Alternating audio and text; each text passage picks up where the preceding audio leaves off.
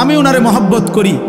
তা আমি ওনার হাত ধরে বললাম, ভাই আপনার আমি হাতে ধরে বললাম, আপনি যায়েন না, ওইটা আগুন, আপনি ধ্বংস হয়ে যাবেন। উনি ঝটকা দিয়ে আমার হাত ছাড়াই নিল।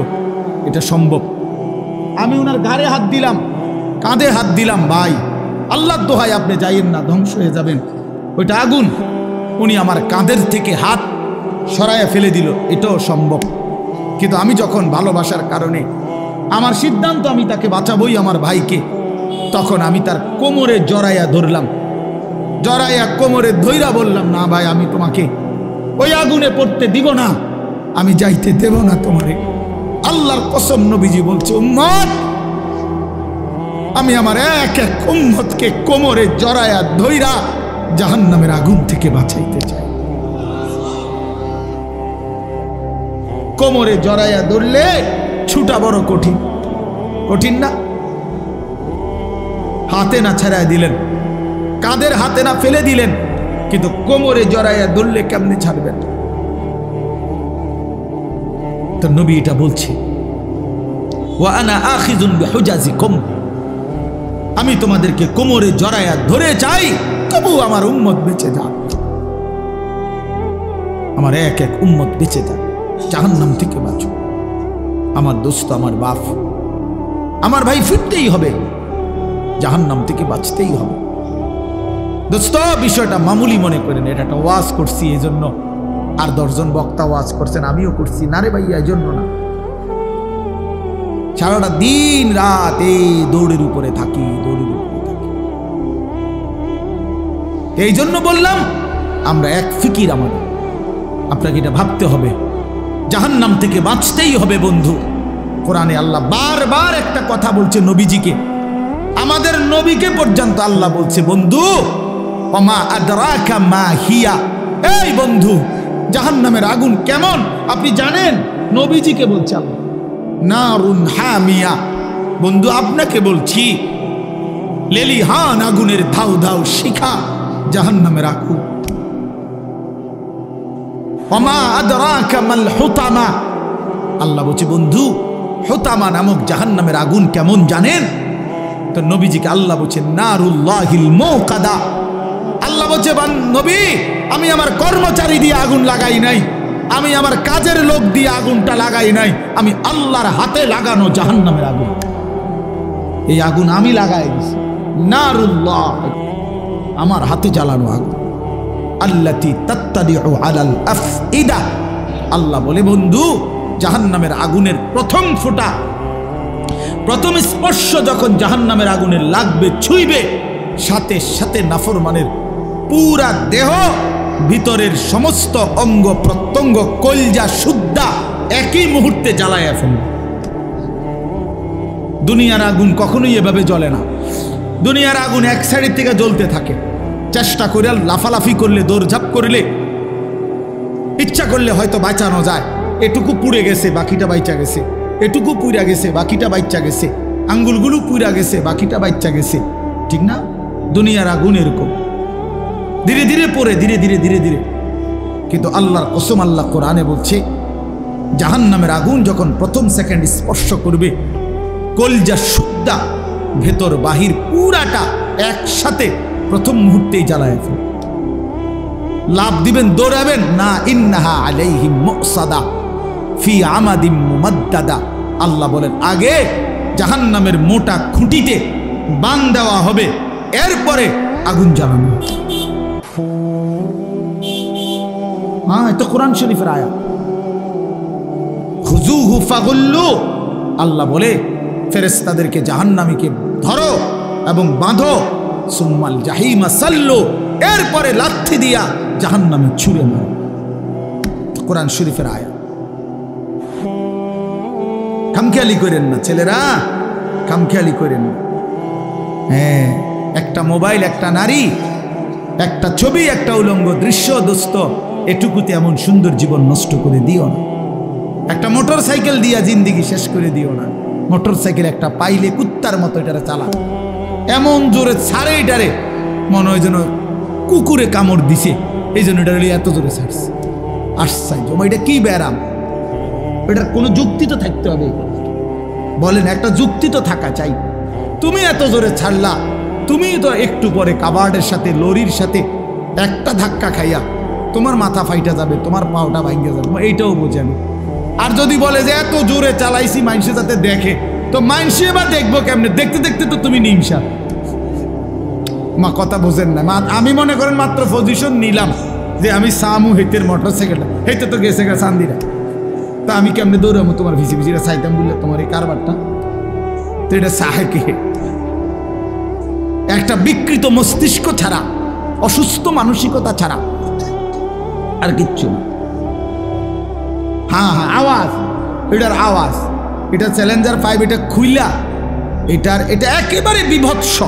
মানে ইচ্ছা করে এত বড় শব্দটাকে যার পছন্দ হয়, আমার নিশ্চিত তার সিরা গেছে, তার মাথার তার অন্য কেউ সিরা লাইছে, এটা নিশ্চিত, কোনো সন্দেহ নেই,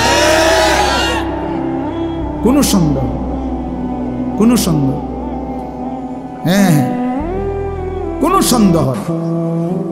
এর জন্য হের মাথার তার সিরা লাইছে দেখে সে মোটরসাইকেলের তার সিরা লাইছে। হ্যাঁ হ্যাঁ, দোনোটা মাতাল। নাউজুবিল্লাহ, নাউজুবিল্লাহ। আল্লাহ পাক আমাদেরকে বিবেক দান করেন, ইনসাফ দান করেন। এজন্য আল্লাহর কাছে চাইতে হয় তৌফিক। আল্লাহুম্মা আইন্নি আলা যিকরিকা ওয়া শুকরিকা ওয়া হুসনি ইবাদাতি। আপনার ছেলেটা নামাজ পড়ে না চাচা, কয়দিন চাইছেন এটা? আল্লাহর কাছে চাইছেন কয়দিন? চোখের পানি ফেলছেন কয়দিন? অঝরে কাঁদছেন কয়দিন? ছেলের বিদেশের লাইগা কতজন হুজুরে কইছেন? ফুলার নামাজের লাইগা কয়জন হুজুরে কইছেন বলেন? দোতলার ছাদ ডালাই এটা কইছেন কতজনের? ভাই দোয়া করো, দোতলার ছাদ ডালাই খাস একটা দোয়া করো। কিটা খাস দোয়া? কিটা আবার ছাদ ডালার মধ্যে আবার খাস দোয়া কি? মানে যাতে করে এমন ভাবে ডালাই হয়, ডালাই লগে যেন নিচের দিকে ছাদ দিয়ে ধরে যায়। খাস দোয়া নাই, এটা একেবারে জাঁতা দিয়ে যেন এটা নিচের দিকে যায়, এটা যেন ডাইবা যায় আর কি। শক্তর সাফে এমন শক্ত যেন হয় যেন এটা সাফের লগে ডাইবা যায়। দুনিয়া দুনিয়া নিয়ে এই পরিমাণ দোয়া চাইলেন, আখিরাতের দোয়া কই চাইলেন? কয়দিন বলছেন হুজুর দোয়া করেন বিবি যেন পর্দানসীন হয়, ছেলেটা যেন নামাজি হয়, মেয়েটা যেন চরিত্রবান হয়, ছেলের বউ যেন নেককার হয়, নাতি নাতনি যেন কোরআন পড়নেওয়ালা হয়। কয়দিন বলছেন? আখিরাত চাইলেন কয়দিন? দুনিয়া চাইলেন কয়দিন? কয়দিন চাইলেন? এই জন্য ইনসাফের সাথে ভাববেন। বান্দা বলো না আমি আল্লাহ আর কি বললে, কেমনে বললে, আর কতবার বললে তুমি আমার কথা মেনে নিতা। অতএব বাপ যারা নামাজ পড়েন না, নওজোয়ান ভাই তোমরা যারা নামাজ পড়ো না, দোস্ত ইনসাফের সাথে এই রাত অন্ধকারে একাকী একটা মিনিটের জন্য হইল যদি মায়ের বুকের দুধ পান করে থাকো ভাইয়া, তো একবার হলো, যদি মুসলমানের ঘরে জন্ম নিয়ে থাকো বন্ধু, একবার হলো ভাইব যে তোমার আল্লাহ তোমার কাছে জানতে চাইছে যে বান্দা আমি আর কতবার বললে, আমি আর কত পারা নাজিল করলে। আমি 23 বছর বলে গেলাম, 23 বছর বলার পরও যেহেতু হয় নাই, তুমি বলে দাও বান্দা আমি আল্লাহ আর কতবার বললে, কত বছর বললে তুমি আমাকে মেনে নিতে, আমার কথাগুলো মেনে নিতে। কি বলবো? হ্যাঁ, কি জবাব দিবেন বলেন? জবাব দেন। বেনামাজি জবাব দেন, সুদখোর জবাব দেন, এই হারামখোর জবাব দেন, বলেন। আর কত বছর বললে, কতবার বললে সুদ ছেড়ে দিতেন, আর কতবার বললে মিথ্যা ছেড়ে দিতেন। যেই বোনেরা বেপর্দা, ওই বেহায়া বেপর্দা নারীকে জিজ্ঞাসা করেন, এই অসভ্য বেহায়া নারী, আর কতবার বললে তুই পর্দা করতি বোন, বল বলে। আহ, কিভাবে সম্ভব? আমি জিন্দেগিতে বহুত চিন্তা করে দেখছি, আমি বহুত ভাবছি, বিশ্বাস করেন। একটা মুসলমানের বাচ্চা মুসলমানের ঘরে জন্ম নিয়া, মুসলমান পরিচয় দিয়া, খোদার 365 দিনে 1 বছর কোনোদিন ফজরের নামাজ একদিনও পড়লো না, মুসলমানের বাচ্চা এত বড় জানোয়ার কেমনে হইল? আমি এই কথাটা রীতিমতো আমার মন চাই যে ডক্টরেট করি, যেটা বুঝতে, যেটা পিএইচডি করা দরকার। কিভাবে সম্ভব? মানুষের বাচ্চা কেমনে এত বড় হাইওয়ান হয়? আরে কোন কি ও মিয়া, এটা কিটা আসল? আমি কোনোভাবে কোনো ক্যালকুলেশন দিয়ে এটা মিলাইতারি না। একটা বছর বেটা তুই নাফরমান, কোনোদিন ফজরের নামাজ পড়লি না? আরে তুই কি মানুষের বাচ্চা রে? এটা কিভাবে সম্ভব ভাইয়া? ওই কোন মার ঘরে জন্ম নিল? আহা, তার মা কোথায়, তার বাবা কোথায়? কিভাবে সম্ভব? ওই মা কেমনে মেনে নিল? ওই বাবা কেমনে মেনে নিল? 16 বছর 18 বছর আপন ঘরে, মা বাবার ঘরে ঘুমায় সন্তান, কোনোদিন ফজরের নামাজ পড়ে না। মায়ের চোখেও এক ফোঁটা পানি নাই, বাবার চোখেও এক ফোঁটা পানি নাই। আহ, মা বাপ কেমনে মেনে নিল? সন্তানে বা কেমনে মেনে নিল? এভাবে কেমনে আল্লাহকে ভুলে গেল? ইয়া আইয়ুহাল ইনসান মা গাররাকা বিরাব্বিকাল কারীম।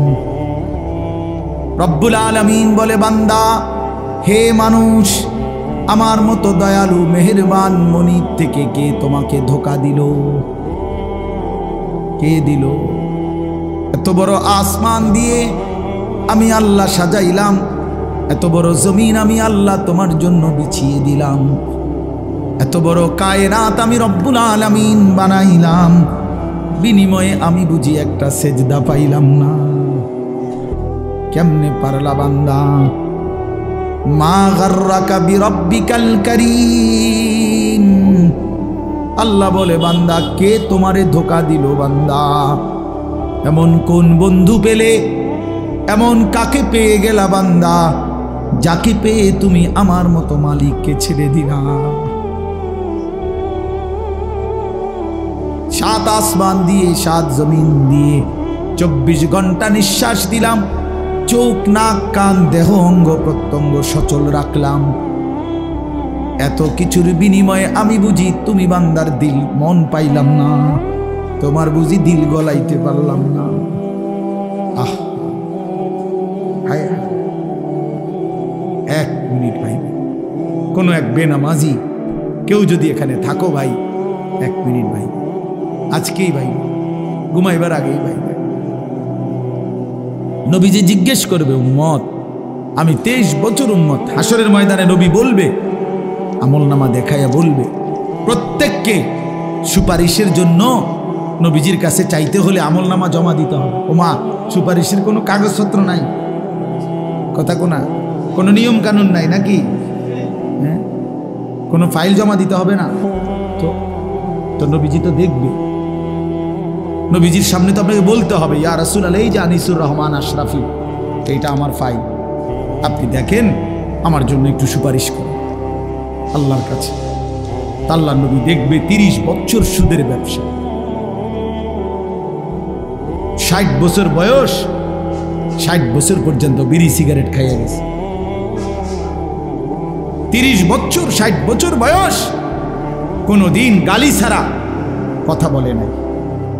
ছেলেটা বেনামাজি, মেয়েটা বেপর্দা, স্ত্রী বেপর্দা। মৃত্যু পর্যন্ত আমার উম্মতের ঘরে প্রতিদিন রঙিন টেলিভিশনে নাচ গান নর্তকীর ছবি চলছে। তার ছেলে মেয়ে নাতি নাতনি বসে নাচ গান নাটক সিনেমা দেখে গেছে। কোনোদিন গালি ছাড়া কথা বলে না, হালাল রোজগার বলতে কিছু নাই। ফজরের নামাজ 1000 পৃষ্ঠা উল্টাইও, ফজরের নামাজ বলতে কিছু নাই।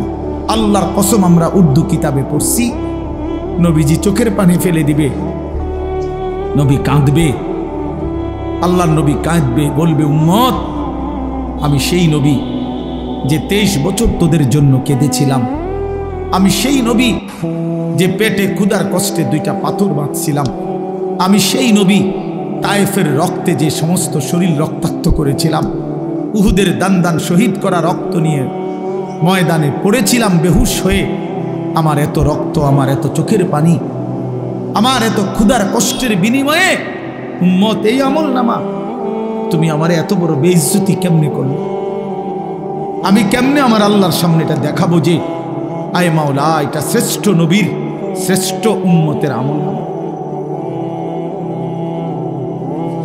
বলো, কোনো বাপ যদি 8 বছর ছেলেটাকে ইউনিভার্সিটিতে পড়ায়। তো গরিব বাপ তার ছেলেটাকে মনে করেন ভিটা মাটি বসত সব বেচ্চা নিজে না খাইয়া ছেলেটার 1 লাখ লাখ টাকা পড়ালেখার খরচ দিছে। 8 বছর পরে 6 বছর পরে বাপ রেজাল্ট সার্টিফিকেট দেখতেছে যে ফেল।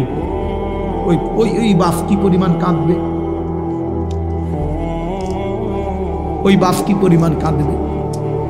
ওই বাপ বলবে না যে বাপ আমি তোরে মানুষ করার জন্য, তোর পড়ালেখার খরচ দেওয়ার জন্য ভিটাটা বেচা ফেলছি, মাটিটা বিক্রি করে ফেলছি, আমি জীবনে কোনো সুখের নাগাল পাই নাই। এই বছরও ভাই, এই গত হজ্জেও এক জিদ্দা থাকে এক প্রবাসী ভাই, আমি তো হজ উমরার সফরে গেলে প্রবাসীদের রুমে রুমে যাই, কইতে হুজুর আমি আজ 32 বছর সৌদি আরব জিদ্দায় পড়ে আছি। কেউ 18 বছর, কেউ 16 বছর। জীবনের এই সুখের সময়টা যারা কাটাইছে বিদেশের জমিনে, যৌবনের পুরাটা টাইম শেষ করে দিছে বাপ। বিনিময়ে সেই বাপ যখন দেখে তার ছেলেটা ফেল, তখন সে বলবে বাপ তুই আমার এটা কি দেখাইলি, তুই আমার এতগুলো টাকা, তুই আমার এত বড় বেইজ্জতি কেমনে করলি বাপ, এটা বলবে না? তো নবী সাল্লাল্লাহু আলাইহি সাল্লামও বলবে, খোদার কসম নবীজিও বলবে, আল্লাহর কসম নবীও বলবে যে উম্মত তুমি আমার এত বড় বেইজ্জতি কেমনে করলে। এই জন্য দয়া করে আমি অনুরোধ করছি প্রত্যেকে মেহেরবানি করে একটু জমে কাছাকাছি হয়ে বসলে আপনি বরকত পাবেন। ফাঁকা জায়গা পূরণ করে বসেন, কথাটা গুরুত্ব দিয়ে শুনেন। আপনি যদি মনে করেন যে একজন আলেমের এই কথাটাই শুনলেন না, তো আপনি যে সামনে কি শুনবেন এটা তো বুঝাই যায়, কথা বুঝছেন না। তাইলে প্রথম কথাই যেহেতু পাত্তা দিলেন না, তো পরের কথা আর কি শুনবেন, তার তো বুঝাই যায়, ডগ দেখেই তো বোঝা যায় যে কি হবে সামনে। এই জন্য দয়া করে জমে বসলে ভালো। হাদিসের মধ্যে আছে আল্লাহ নবী সাল্লাল্লাহু আলাইহি ওয়াসাল্লাম বলছেন, মান রাআ ফুরজাতান ফাজালাসা ফিহা ফাকাদ আওয়া ইলাল্লাহ। নবী সাল্লাল্লাহু আলাইহি ওয়াসাল্লাম বলেন, একেবারে বুখারীর হাদিস, বুখারী শরীফের প্রথম খণ্ডের হাদিস। নবী সাল্লাল্লাহু আলাইহি ওয়াসাল্লাম বলেন, যে ব্যক্তি কোনো দিনই মজলিসে ফাঁকা জায়গা দেখল অতঃপর নিজে পূর্ণ করে বসল, তো সে আল্লাহ তাআলার আশ্রয় ঠিকানায় পৌঁছে গেল। আচ্ছা বলেন তো কেমন ফজিলত এটা? মানে আল্লাহ তাকে নিজের করে নিলেন, নিজের করে নিলেন। এই জন্য ফাঁকা জায়গা দ্বীনি মাজমায় পূরণ করে বসা অনেক নেকি, অনেক নেকি। হাদিসের মধ্যে আছে নবী সাল্লাল্লাহু আলাইহি ওয়াসাল্লাম বলছেন, লাউ তা'লামুনা মা ফিন নিদা ওয়াস সাফফিল আউয়াল সুম্মা লাম ইয়াজিদু ইল্লা আন ইস্তাহামু আলাইহি লাস্তাহামু। নবীজি বলেন, আমার উম্মত মসজিদে আজান দেওয়া এবং মসজিদে প্রথম কাতারে বসা, এই 2 আমলের মধ্যে কি পরিমাণ নেকি যদি তোমরা বুঝতা, তাইলে লটারি দিয়ে হলেও নিজেদের মধ্যে এই 2টি আমলে যত্নবান হইত। অর্থাৎ আজানের টাইম হয়েছে, তো 10 জন দাঁড়ায় গেছে, দাঁড়ায় আছে মাইকের সামনে, আমি আজান দেব, আমি আজান দেব ফি সাবিলিল্লাহ। তখন লটারি দিয়ে ঠিক করতে হইতো যে কে দিবে এখনকার আজান। মসজিদের প্রথম কাতারে বসতে পারে 30 জন, একসাথে ঢুকছে 50 জন, আমরা সবাই বসতে চাই, তাইলে লটারি দিয়ে ঠিক করতে হতো যে প্রথম কাতারে কে বসবে। তার মানে সামনে বসার এটা নেকি, অনেক নেকি, অনেক নেকি। এজন্য সব সময় মনে রাখবেন, ওলামায়ে কেরামের চোখের কাছে, দ্বীনি মজমার চোখ কাছে বসার মধ্যে বরকত বেশি। মুসলিম শরীফের হাদিস আছে, আল্লাহ নবী সাল্লাল্লাহু আলাইহি ওয়াসাল্লাম বলেন, খায়রু সুফুফির রিজালে আউয়ালুহা ওয়া শাররুহা আখিরুহা। পুরুষের জন্য সর্বোত্তম হলো প্রথম কাতার, সবচেয়ে অপছন্দনীয় হলো পিছনের কাতার। রাসূলুল্লাহ সাল্লাল্লাহু আলাইহি ওয়াসাল্লাম বলছেন, আর ওয়া খায়রু সুফুফিন নিসাই আখিরুহা ওয়া শাররুহা আউয়ালুহা। আর মহিলার জন্য সবচেয়ে উত্তম হলো পেছনের কাতার, সবচেয়ে অপছন্দনীয় হলো প্রথম কাতার। মহিলা পুরুষের সামনে থাকা এটা অপছন্দনীয়। এটা ইউরোপ বানায় নিছে লেডিস ফার্স্ট, না লেডাস ফার্স্ট, মানে এটা আমি বানাইলাম আর ইংরেজি। পুরুষ আগে, অধিকার এবং মর্যাদা, এ কথার অর্থ আল্লাহ তাআলার নিজামকে উলটপালট করা না। কোনো কিছুকে সম্মান দিতে হইলে, অধিকার দিতে হইলে এর অর্থ এই না যে আল্লাহর বিধান রাসূলের বিধানকে লঙ্ঘন করা আর এটার দ্বারা অধিকার প্রতিষ্ঠিত করা, না, এটার দ্বারা অধিকার হয় না। প্রকারান্তরে অধিকার খর্ব করা হয়। এই জন্য আল্লাহ নবী সাল্লাল্লাহু আলাইহি ওয়াসাল্লাম বলছেন নারীর জন্য পেছন, অর্থাৎ সে পিছনে হাঁটবে, পুরুষ সামনে হাঁটবে, পুরুষ সামনে থাকবে। হযরত মূসা আলাইহিস সালাম, তাফসীরের মধ্যে আছে, মূসা আলাইহিস সালাম যখন মিশর থেকে চলে গেছিলেন ফেরাউনের বাহিনীর ভয়ে, ছোটবেলায়, ছোট না মানে কিশোর বয়স বা যুবক বয়স এই সময়, তখন পার্শ্ববর্তী যেই দেশে গেছিলেন ওই দেশের নাম হলো মাদায়েন। তো সেখানে দুই বোন বকরিকে পানি পান করাইবার জন্য কূপের কাছে আসছিল, কিন্তু পুরুষদের বীরের কারণে তারা আগাইতে পারতেছিল না। তখন মূসা আলাইহিস সালাম ওই দুই বোনের বকরিগুলো তিনি নিজে কূপের থেকে পানি উঠাইয়া পানি পান করাই দিছিলেন। তো এগুলো নিয়ে যখন ওই দুই মেয়ে ঘরে ফিরছে, তখন তাদের বাবা, এই দুই বোনের বাপ যিনি ছিলেন তিনি নবী ছিলেন, হযরত শুআইব আলাইহিস সালাম, তিনি পুরা ঘটনা শুইনা একটা মেয়েকে পাঠাইছে যে তুমি গিয়া ওই যুবক ছেলেটাকে ডেকে নিয়ে আসো, সে যে আমাদের বকরিকে পানি পান করায় দিল এর জন্য কিছু পারিশ্রমিক দিতে হবে। তখন এই একজন মেয়ে আবার আয়েশা মূসা নবীর কাছে আসছে, আয়েশা ডাকছে যে আমাদের বাবা আপনাকে ডাকতেছেন, আপনাকে আপনার পারিশ্রমিক দিবে, আপনি আমাদের বাড়িতে চলেন। তখন তাফসীরে স্পষ্ট আছে মূসা আলাইহিস সালাম ওই মেয়েকে বললেন যে বাড়িতে তো যাবে ঠিক আছে, কিন্তু মূলত যে রাস্তা দেখায় সে তো সামনেই থাকে, কিন্তু এখানে যেহেতু এটা মেয়ে, এই জন্য মূসা নবী স্পষ্ট বললেন তুমি পিছনে থাকো, আমি সামনে হাঁটবো, তবে পিছন থেকে তুমি ডান বাম বলবে। কথা বুঝছেন কি না? বল, ডান বাম তো সেই বলতে হবে, নাহলে উনি তো আর চিনে না, কিন্তু তুমি পিছন থেকে বলবা, সামনের থেকে না। এই জন্য এটা জরুরি বিষয়। যাই হোক, তাহলে বলার উদ্দেশ্য হলো অনেক মানুষের বদভ্যাস, মসজিদে জুমার দিন অথবা অন্য সময়ও আসছে মসজিদে আগেই বারান্দাত বসে থাকে, ও মসজিদের কোনার খুঁটির সাথে বসে থাকে, বাউন্ডারি ওয়ালের মধ্যে হেলান দিয়া দুই পা আলগি দিয়া এ বসে বসে জিমা। আশ্চর্য কথা, আপনি আসলেন আগে, তা পিছনে পড়ে রইলেন কেন? এই জন্য সব সময় আল্লাহর ঘর মসজিদে যতটা সম্ভব প্রথম কাতারে, যতটা সম্ভব সামনে বসার চেষ্টা করবেন। বলেন ইনশাআল্লাহ। আল্লাহ তাআলা আমাদেরকে তৌফিক দান করেন। বলতেছিলাম আমি যে কথাটা, যে কম দেখা যাক এতে কোনো আপত্তি নেই। কেন বললাম? কোরআনুল কারীমের মধ্যে আছে, আল্লাহ তাআলা বলছেন কালিলাম মা তাশকুরুন। কোরআনে আল্লাহ বলেন আমার শুকর আদায় করে, কৃতজ্ঞতা আমি আল্লাহর আদায় করে এমন বান্দা কম। কালিল ওয়া কালিলুম মিন ইবাদিয়াশ শাকুর, আল্লাহ বলেন আমার কৃতজ্ঞ বান্দা পরিমাণে কম।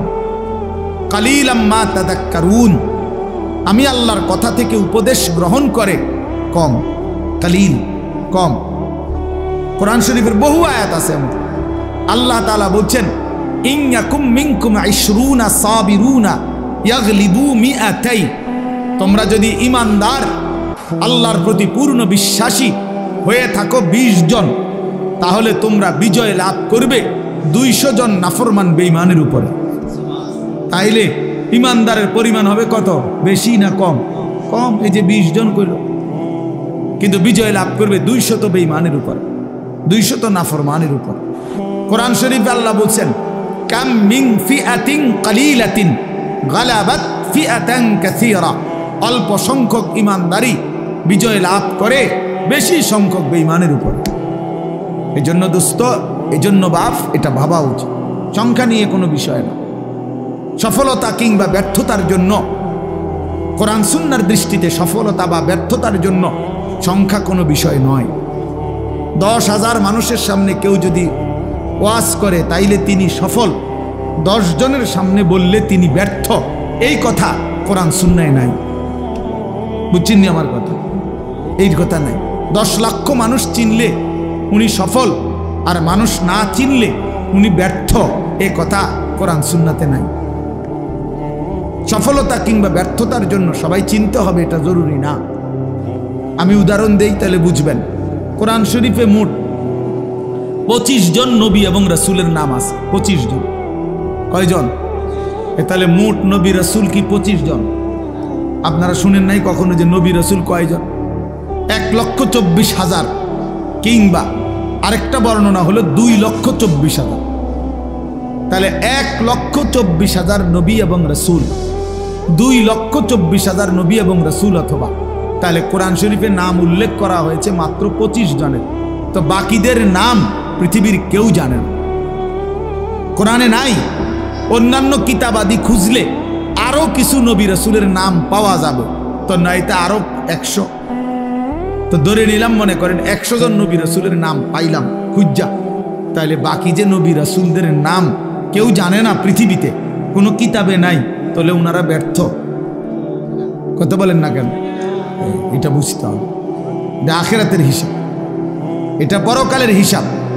আচ্ছা, আমাদের প্রিয় নবী সাল্লাল্লাহু আলাইহি ওয়াসাল্লাম তিনি যখন বিদায় হজ্জে আরাফাতের ময়দানে, নবীজির নিজে যে বছর হজ করছেন সেই বছর হজ্জের ময়দানে নবীজি ভাষণ দিয়েছিলেন 1,25,000, প্রায় 1.25 লাখ সাহাবীর সামনে। 1,25,000 যদি সাহাবী ওই আরাফাতের মাঠে হজ্জের মধ্যে নবীজির সামনে থাকে, তাহলে বাড়িঘরে আরো আছে। সবাই তো আর একবারে গেছে গানা হজে, বাচ্চা কাচ্চা, নারী, বৃদ্ধ, দুর্বল, এরকম আছে না আরো, তো ওনারা বাদ দেন।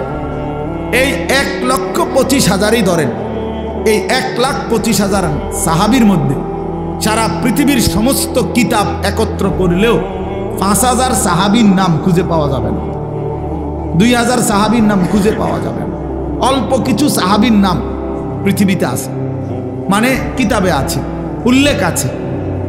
তাইলে আপনি ধরেন একেবারে 5,000-এর নাম পাওয়া গেল, ধরে নিলাম কথার কথা, তাহলে 5,000 সাহাবীর নামও যদি খুঁজে পাওয়া যায়, তাহলে তো শুধু হজ্জের ময়দানের ওই 1,20,000 সাহাবীর নাম পৃথিবীর কেউ জানে না, তো ওনারা ব্যর্থ। এইটা আমরা মনে রাখতে হবে, এটা খুব জরুরি বিষয়। এক তো আখিরাতের মুআমালা, আরেক তো হলো দুনিয়ার, আপনাদের দুনিয়ার হিসাব। দুনিয়ার হিসাবে জনপ্রিয়তা, খ্যাতি, এটা একটা বিষয় অনেকে ভাবতে পারে, কিন্তু আখিরাতের দৃষ্টিতে জনপ্রিয়তা অথবা অপরিচিতি এটা কোনো বিষয় না। বিষয় হলো আল্লাহ তাআলা গ্রহণ করলেন কিনা, গ্রহণ করলেন কিনা। আমারে 10 লক্ষ মানুষ চিনে, কিন্তু আল্লাহ তাআলা গ্রহণ করে নাই, তো 2 পয়সার কোনো মূল্য নেই, 2 পয়সার মূল্য নেই। হ্যাঁ, আমারে 50 লক্ষ মানুষ চিনে, তো এতে করে আমার কবরের আযাব মাফ। 1 কোটি মানুষ চিনে, আমারে কবরের আযাব মাফ আমার? না বন্ধু, না বাপ, এটা বুঝতে হবে। আখিরাতের বিবেচনা, আখিরাতের মুআমালা, পরকালের হিসাবে সফলতা কিংবা ব্যর্থতা হচ্ছে আল্লাহ তাআলার গোলামির মধ্যে, আল্লাহর বন্দেগীর মধ্যে। এজন্য কোরআন শরীফে স্পষ্ট আয়াত আছে। আপনারা দেখবেন অনেক মানুষ জানাজা যখন হয়, আমাদের এই যে ভাইরা যারা রাজনীতি করে, ওনারা সবাই জানাজার মাঠে উপস্থিত থাকে, বক্তব্যও দেয়, এবং অনেক মানুষও, সমাজের মান্যগণ্য ব্যক্তিরাও লাশের সামনে 1 মিনিট 2 মিনিট বক্তৃতা দেয়। কিন্তু অধিকাংশই বক্তৃতা দিতে গিয়ে একটা লাইনে শুধু বলে যে কুল্লু নাফসিন যায়িকাতুল মাউত, আমাদের সকলকেই মৃত্যুবরণ করতে হবে। কিন্তু মজার বিষয় হইল কোরআন শরীফের যত জায়গায় এই কথাটা আছে, এতটুকু বলে কোনো জায়গায় আল্লাহ কথা শেষ করে নাই। বুঝেন নাই আমার কথাটা? সকলকেই মৃত্যুর স্বাদ গ্রহণ করতে হবে, এরপরে কথা শেষ, একটা দাড়ি, এমন না। প্রত্যেক আয়াতে এই কথার সাথে আরো কথা আছে। সেই কথাটা কি? সেই কথাটা কি? আল্লাহ তাআলা কোরআনুল কারীমে স্পষ্ট বলছেন, কুল্লু নাফসিন যায়িকাতুল মাউত, প্রতিটি প্রাণ, প্রতিটি আত্মাকেই মৃত্যুর স্বাদ গ্রহণ করতে হবে। তবে এই আল্লাহ আয়াত শেষ করে নাই, এর পরের কথাগুলো শুনেন। আল্লাহ বলেন, ওয়া ইন্নামা তুওয়াফাউনা উজুরাকুম ইয়াউমাল কিয়ামা, এবং অবশ্যই তোমাদেরকে তোমাদের সারা জিন্দেগীর কৃতকর্মের ফলাফল আখিরাতে কিয়ামতের দিন দেয়া হবে। এরপরে আল্লাহ বলেন, ফামান যুহজিহা আনিন নার ওয়া উদখিলাল জান্নাতা ফাকাদ ফাজা। বাপ মনোযোগ দিয়া শুনেন, অল্পই শুনেন, দিল দিয়া শুনেন, একজনই শুনেন, আমার কোনো অসুবিধা নেই। আমি তো আর প্রার্থী না, কাজের সমস্যা নাই, আমার কোনো এত সমর্থনের কি আছে যে আমি সবাই আমার ভোটার হাইতে এমন কিচ্ছু না। তা কাজে একজনই শোনেন। তাই এই জন্য বললাম যে আল্লাহ তাআলা বলেন, ফামান যুহজিহা আনিন নার ওয়া উদখিলাল জান্নাতা। আল্লাহ বলেন, আখিরাতের ময়দানে, হিসাবের মাঠে যাকে জাহান্নাম থেকে মুক্তি দেয়া হবে এবং জান্নাতে প্রবেশ করানো হবে, খোদার কসম আল্লাহ বলেন, ফাকাদ ফাজা, সেই কেবল সফল হলো, সেই কেবল কৃতকার্য হলো, সেই কেবল কামিয়াব হলো। এরপরও শেষ হয়েছে না কথা, আরটু রয়েছে। এরপরে আল্লাহ বলেন, অতএব তোমরা যদি জানতে চাও বান্দা, তাহলে দুনিয়ার সফলতা ব্যর্থতা এটা। আল্লাহ বলেন, ওয়ামাল হায়াতুদ দুনিয়া ইল্লা মাতাউল গুরুর। এই বান্দা মনে রেখো, দুনিয়ার জীবন শুধুই ধোঁকা, ধোঁকা, ধোঁকা, ধোঁকা, ধোঁকা, এটা ধোঁকা। দুনিয়া ধোঁকা। আল্লাহ বানানেওয়ালা যিনি, তিনি বলছেন এটা ধোঁকা। যিনি সৃষ্টিকর্তা তিনি বলছেন, কোম্পানি বলছে এটা 2 নম্বর। আপনি কীর্তেন কোন গাছ জোরে, এটা 1 নম্বর। কোম্পানি প্রোডাক্ট করে, যে উৎপাদন করছে যিনি, উনি বলছে এটা খেলনা, আপনি কীর্তেন কোন এটা আসল। যিনি বানাইছেন তিনি আল্লাহ, তিনি বলছেন, ওয়ামা হাদিহিল হায়াতুদ দুনিয়া ইল্লা লাহবুন ওয়া লাইব। বান্দা, দুনিয়া আমি বানাইছি, আমি জানি আমি কি বানাইছি। আল্লাহ বলে, দুনিয়ার জীবন শুধুই তামাশা, শুধুই খেলাধুলা। লাহবুন লাইবুন, খেলাধুলা, তামাশা, মালাঠোলা। মালাঠোলা ছোটবেলায় আমরাও মালাঠোলা খেলছি, ছোটবেলায় আমরাও মালাঠোলা খেলছি। ছোট ছোট বাক্সে আপনার রান্না বান্না করছি, আর ছোট ছোটরা একসাথে অনেক রান্না বান্না মালাঠোলা দিয়ে করছি। সন্ধ্যা হলে মা ডাক দিছে তো নিজের হাতে সব ভাঙ্গা চুরা আবার মায়ের ডাকে মায়ের কোলে ফিরে গেছি। এই না দুনিয়া? এই দুনিয়া আল্লাহ বলছে এরকম মালাঠোলা। অতএব বাপ, এই কথাটা আমরা মনে রাখতে হবে। সফলতা কিংবা ব্যর্থতা ফায়সালা হবে হাসরের ময়দানে। ऐसे रहे या वैसे रहे, वहां देखना फिर कैसे रहे। এভাবে থাকেন আর ওইভাবে থাকেন, দুনিয়া একভাবে পার হয়েই যাবে। কিন্তু দেখার বিষয় হলো ওয়াহা দেখনা ফের कैसे रहे, সেখানে কেমন থাকবেন ওটা হলো দেখার বিষয়। এখানে হাসলেও মরে যাবেন, এখানে কাঁদলেও মরে যাবেন।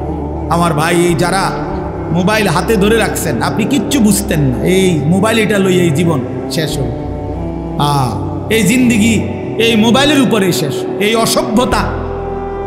অসভ্যতাই জীবন শেষ, কিচ্ছু বোঝে না। ওই যে ভাই নিজে নিজে হাসে,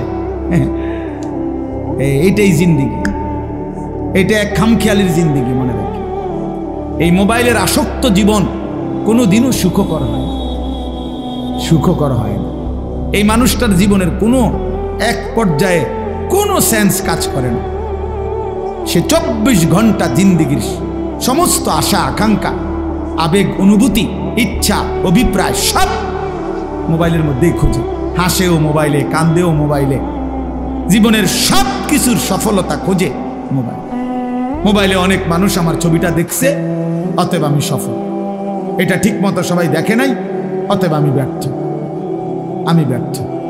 সবাই আমারে চিনছে মোবাইলের মাধ্যমে, অতএব আমি সফল। এবার যেমনিও যেমন একটা লারা দিতেই লইছে, একটা মানুষ চিনলেই এটা যেমনি পাঞ্জাবি ফিন্দা হোক খুললা হোক, বুঝেন না? একার ডাইরেক্ট রাস্তার মাঝখান দিয়ে আটটা হোক, অসুবিধা চিনছে তো মানুষ না রে ভাইয়া, রাগ হইয়েন না। এই কোনোভাবে মনোযোগ হয় না, এই জিন্দিগি সুন্দর হয় না বাপ, এই জীবন সুন্দর হয় না। এমনি এমনি চলে যায়, দিন নাই, রাত নাই, সকাল নাই, দুপুর নাই, সন্ধ্যা নাই। এটা কেমন জিন্দিগি ভাই? এই কেমন জীবন? 24 ঘন্টা মোবাইল, 24 ঘন্টাই মোবাইল, এই কেমন জিন্দিগি? এই পৃথিবীতে আর কোনো কাজ নাই? এই পৃথিবী গড়ারও কোনো প্রয়োজন নাই, আখিরাত গড়ারও প্রয়োজন। আমরা কিতাব পড়ছি, আমার কাছে আরবি কিতাব আছে, কিমাতুজ জামান ইনদাল উলামা। এই কিতাবের মধ্যে আছে মানে ওলামায়ে কেরামের নিকট সময়ের মূল্য। তো এই কিতাবে আমরা পড়ছি, এক বুজুর্গকে এক সাধারণ মানুষ আইসা বলছে, হযরত আপনার সাথে আমি একটু কথা বলবো। তিনি বললেন, কোনো প্রয়োজনীয় মাসআলা? বললেন না, এমনি একটু কথা বলতাম। তখন উনি বললেন যে তাহলে তুমি সূর্যের গতিকে কিছুক্ষণের জন্য থামায় রাখো, যতক্ষণ তুমি কথা বলতে চাচ্ছ। যদি তুমি সূর্যের গতি থামাইতে পারো তাইলে আমি রাজি আছি, আর যদি না পারো তাহলে তুমি আমার হায়াতের এই আধা ঘন্টা কেন নষ্ট করো? এই সময় তো আমার, এই 20 মিনিট তো তোমার গেলে আমারও যাবে, 30 মিনিট তো তোমার গেলে আমারও যাবে, তুমি কেন নষ্ট করবে আমার এই হায়াত? বলে এইভাবে ভাবতেন ওনারা, এইভাবে ভাবছেন। প্রতি সেকেন্ড আমার থেকেই যায়। ইরতাহালাতিদ দুনিয়া মুদবিরা ওয়ারতাহালাতিল আখিরাতু মুকবিলা। নবী সাল্লাল্লাহু আলাইহি ওয়াসাল্লাম বলছেন, উম্মত, প্রতি মুহূর্তে, প্রতি সেকেন্ডে দুনিয়া তোমার পিছনে যায়, আখিরাত তোমার আগে আসে। এক এক ঘন্টা যাচ্ছে মানে আমার দুনিয়া যাচ্ছে, প্রতি ঘন্টা যাচ্ছে মানে আমার আখিরাত আগাচ্ছে। আমি কবরের দিকে আগাইতেছি, আমি আখিরাতের দিকে আগাইতেছি। ফাকুনু আবনা আল আখিরা ওয়ালা তাকুনু আবনা আদ দুনিয়া। নবী সাল্লাল্লাহু আলাইহি সাল্লাম বলেন, অতএব আখিরাতের সন্তান হও, দুনিয়ার সন্তান হইও না। অর্থাৎ নবীজি বলছেন, উম্মত, আখিরাতের পরিচয়ে পরিচিত হও, শুধু দুনিয়ার পরিচয়ে পরিচিত হও। শুধু ডাক্তার, শুধু ইঞ্জিনিয়ার, শুধু ব্যারিস্টার, শুধু উকিল, শুধু চাকরিজীবী, শুধু ব্যবসায়ী, শুধু রাজনীতিবিদ, শুধু শুধু এতটুকুই, শুধু একটা দুনিয়ার পরিচয়, ড্রাইভার, শুধু কুলি, শুধু দিনমজুর, শুধু কৃষক, এ তো দুনিয়ার পরিচয়। আল্লাহর নবী বলছেন, আখিরাতের পরিচয়ে পরিচিত হও। লোকে যেন বলে সে নামাজি, সে চরিত্রবান, সে দিনদার, সে আখলাকওয়ালা, সে মসজিদকে ভালোবাসে, মাদ্রাসাকে ভালোবাসে, ওলামায়ে কেরামকে ভালোবাসে। হ্যাঁ, বছর শেষে হিসেব করে যাকাত দেয়, বা জামাত মসজিদে নামাজ পড়ে, রমজানে রোজা আদায় করে, হালাল হারামের পার্থক্য মেনে চলে। লোকে যেন বলে দিনদার, লোকে যেন বলে ফরহেজগার, লোকে যেন বলে আল্লাহওয়ালা। খোদার কসম, নবী বলছে, উম্মত, এমন পরিচয়ে পরিচিত হও। শুধু দুনিয়ার পরিচয় লাগাইও না, শুধু দুনিয়ার পরিচয়ে পরিচিত হইও না। এই জন্য আমার বাপ, আমি আমার এই কথাটা বললাম, সফলতা কিংবা ব্যর্থতার জন্য এটা কোনো বিষয় না, বিষয় হলো আখিরাত। ফামান যুহজিহা আনিন নার ওয়া উদখিলাল জান্নাহ ফাকাদ ফাজা। আল্লাহ কোরআনে বলছে, যাকে জাহান্নাম থেকে মুক্তি দেয়া হলো, জান্নাতে প্রবেশ করানো হলো, সেই সফল হলো। কাদ আফলাহাল মুমিনুন, আল্লাহ বলেন ঈমানদারগণ সফল হয়েছে। কেন? আল্লাযীনা ইয়ারিসুনাল ফিরদাউসা। এই যে আল্লাহ সরাসরি কোরআনে বলছে, কেন মুমিন সফল হয়েছে? আল্লাহ বলে, কারণ তারা জান্নাতুল ফিরদাউসের উত্তরাধিকারী হবে। অতএব যে মুমিন জান্নাতের অধিকারী হবে, সেই সফল হবে, সেই সফল হবে। ওয়াকালুল হামদুলিল্লাহিল্লাযী আযহাবা আন্নাল হাযান ইন্না রাব্বানা লাগফুরুন শাকুর। আল্লাহ বলে, জান্নাতি বান্দা জান্নাতে ঢুকে বলবে, আল্লাহ আপনার প্রশংসা করছি, আজকে আমার জীবনের যত দুশ্চিন্তা, চিরতরে শেষ হলো। আজ আমি জান্নাতে ঢুকলাম। এই মোমেন থামবে সেদিন, জান্নাতে ঢুকবে যেদিন। মোমেন তৃপ্ত হবে সেদিন, জান্নাতে যাবে যেদিন। মোমেনের জিন্দিগির সমাপ্তি হবে। সমস্ত চিন্তা, ফিকির, পেরেশানি, সমস্ত অস্থিরতা, সমস্ত মেহনত, সমস্ত টেনশনের সমাপ্তি হবে সেদিন খোদার জান্নাতে ঢুকবে যেদিন। এজন্য বাপ বুঝতে শিখেন, আমিও আপনিও, আমিও আপনিও, আপনিও। দুনিয়া বাদ দিতে বলি না।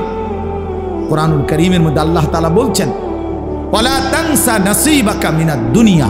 বান্দা, তোমার দুনিয়ার প্রয়োজন ভুলে যেও না। আমি তোমারে দুনিয়া ছাড়তে বলি না। দুনিয়া ছেড়ে দিলে তুমি আমল করবা কেমন? হায়াত না পাইলে বন্দেগী করবা কেমন? দুনিয়া বাদ দিতে বলে না, আখিরাতকে 24 ঘন্টা সঙ্গী বানাইতে বলছে, সঙ্গী বানাইতে বলছে। কোরআনে আল্লাহ দোয়া শিখাইছে, মুমিনের দোয়া। আপনারা সবাই পারেন এই দোয়াটা, সবাই এই দোয়া এটা পারে। রব্বানা আতিনা ফিদ দুনিয়া হাসানা ওয়া ফিল আখিরাতি হাসানা ওয়া কিনা আযাবান নার। আয় আল্লাহ, আমি পুরা দুনিয়া চাই না। আল্লাহ, আমি পুরা দুনিয়ার যা ইচ্ছা তাই চাই না। দুনিয়ার মধ্যে যা হালাল, যা পবিত্র, যা উত্তম, যা বৈধ, যা আপনার অনুমোদিত, আমাকে সেই হাসানা উত্তম যা তা দুনিয়ায় দেন।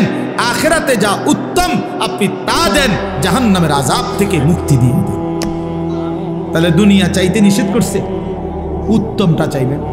আল্লাহ দুনিয়া দেন, তবে হালাল হারাম মিলাই আনা, হালাল দেন, জায়েজ না জায়েজ মিলাই আনা। সুদের টাকা, চুরির টাকা, কিস্তির টাকা, ঘুষের টাকা, ওজনে কম দেওয়া টাকা, বাটফারির টাকা, 3 নম্বরই টাকা, 6 নম্বরই টাকা, এমন টাকা দিয়েন না, মনে লাগবে না। এমন দুনিয়া ছেড়ে দিলাম, এমন দুনিয়া ছেড়ে দিলাম। এই জন্য বাপ, এটা ইনসাফের সাথে ভাবা উচিত। আপনাদেরকে বলি, একজনকেই বললাম, ফিকির করেন, ফিকির করেন। অনেক কিশোর যুবক ছেলে বুঝতেই চায় না, ওই মনে করে রং তামাশার এই জিন্দিগি এটাই শেষ, এটাই শেষ।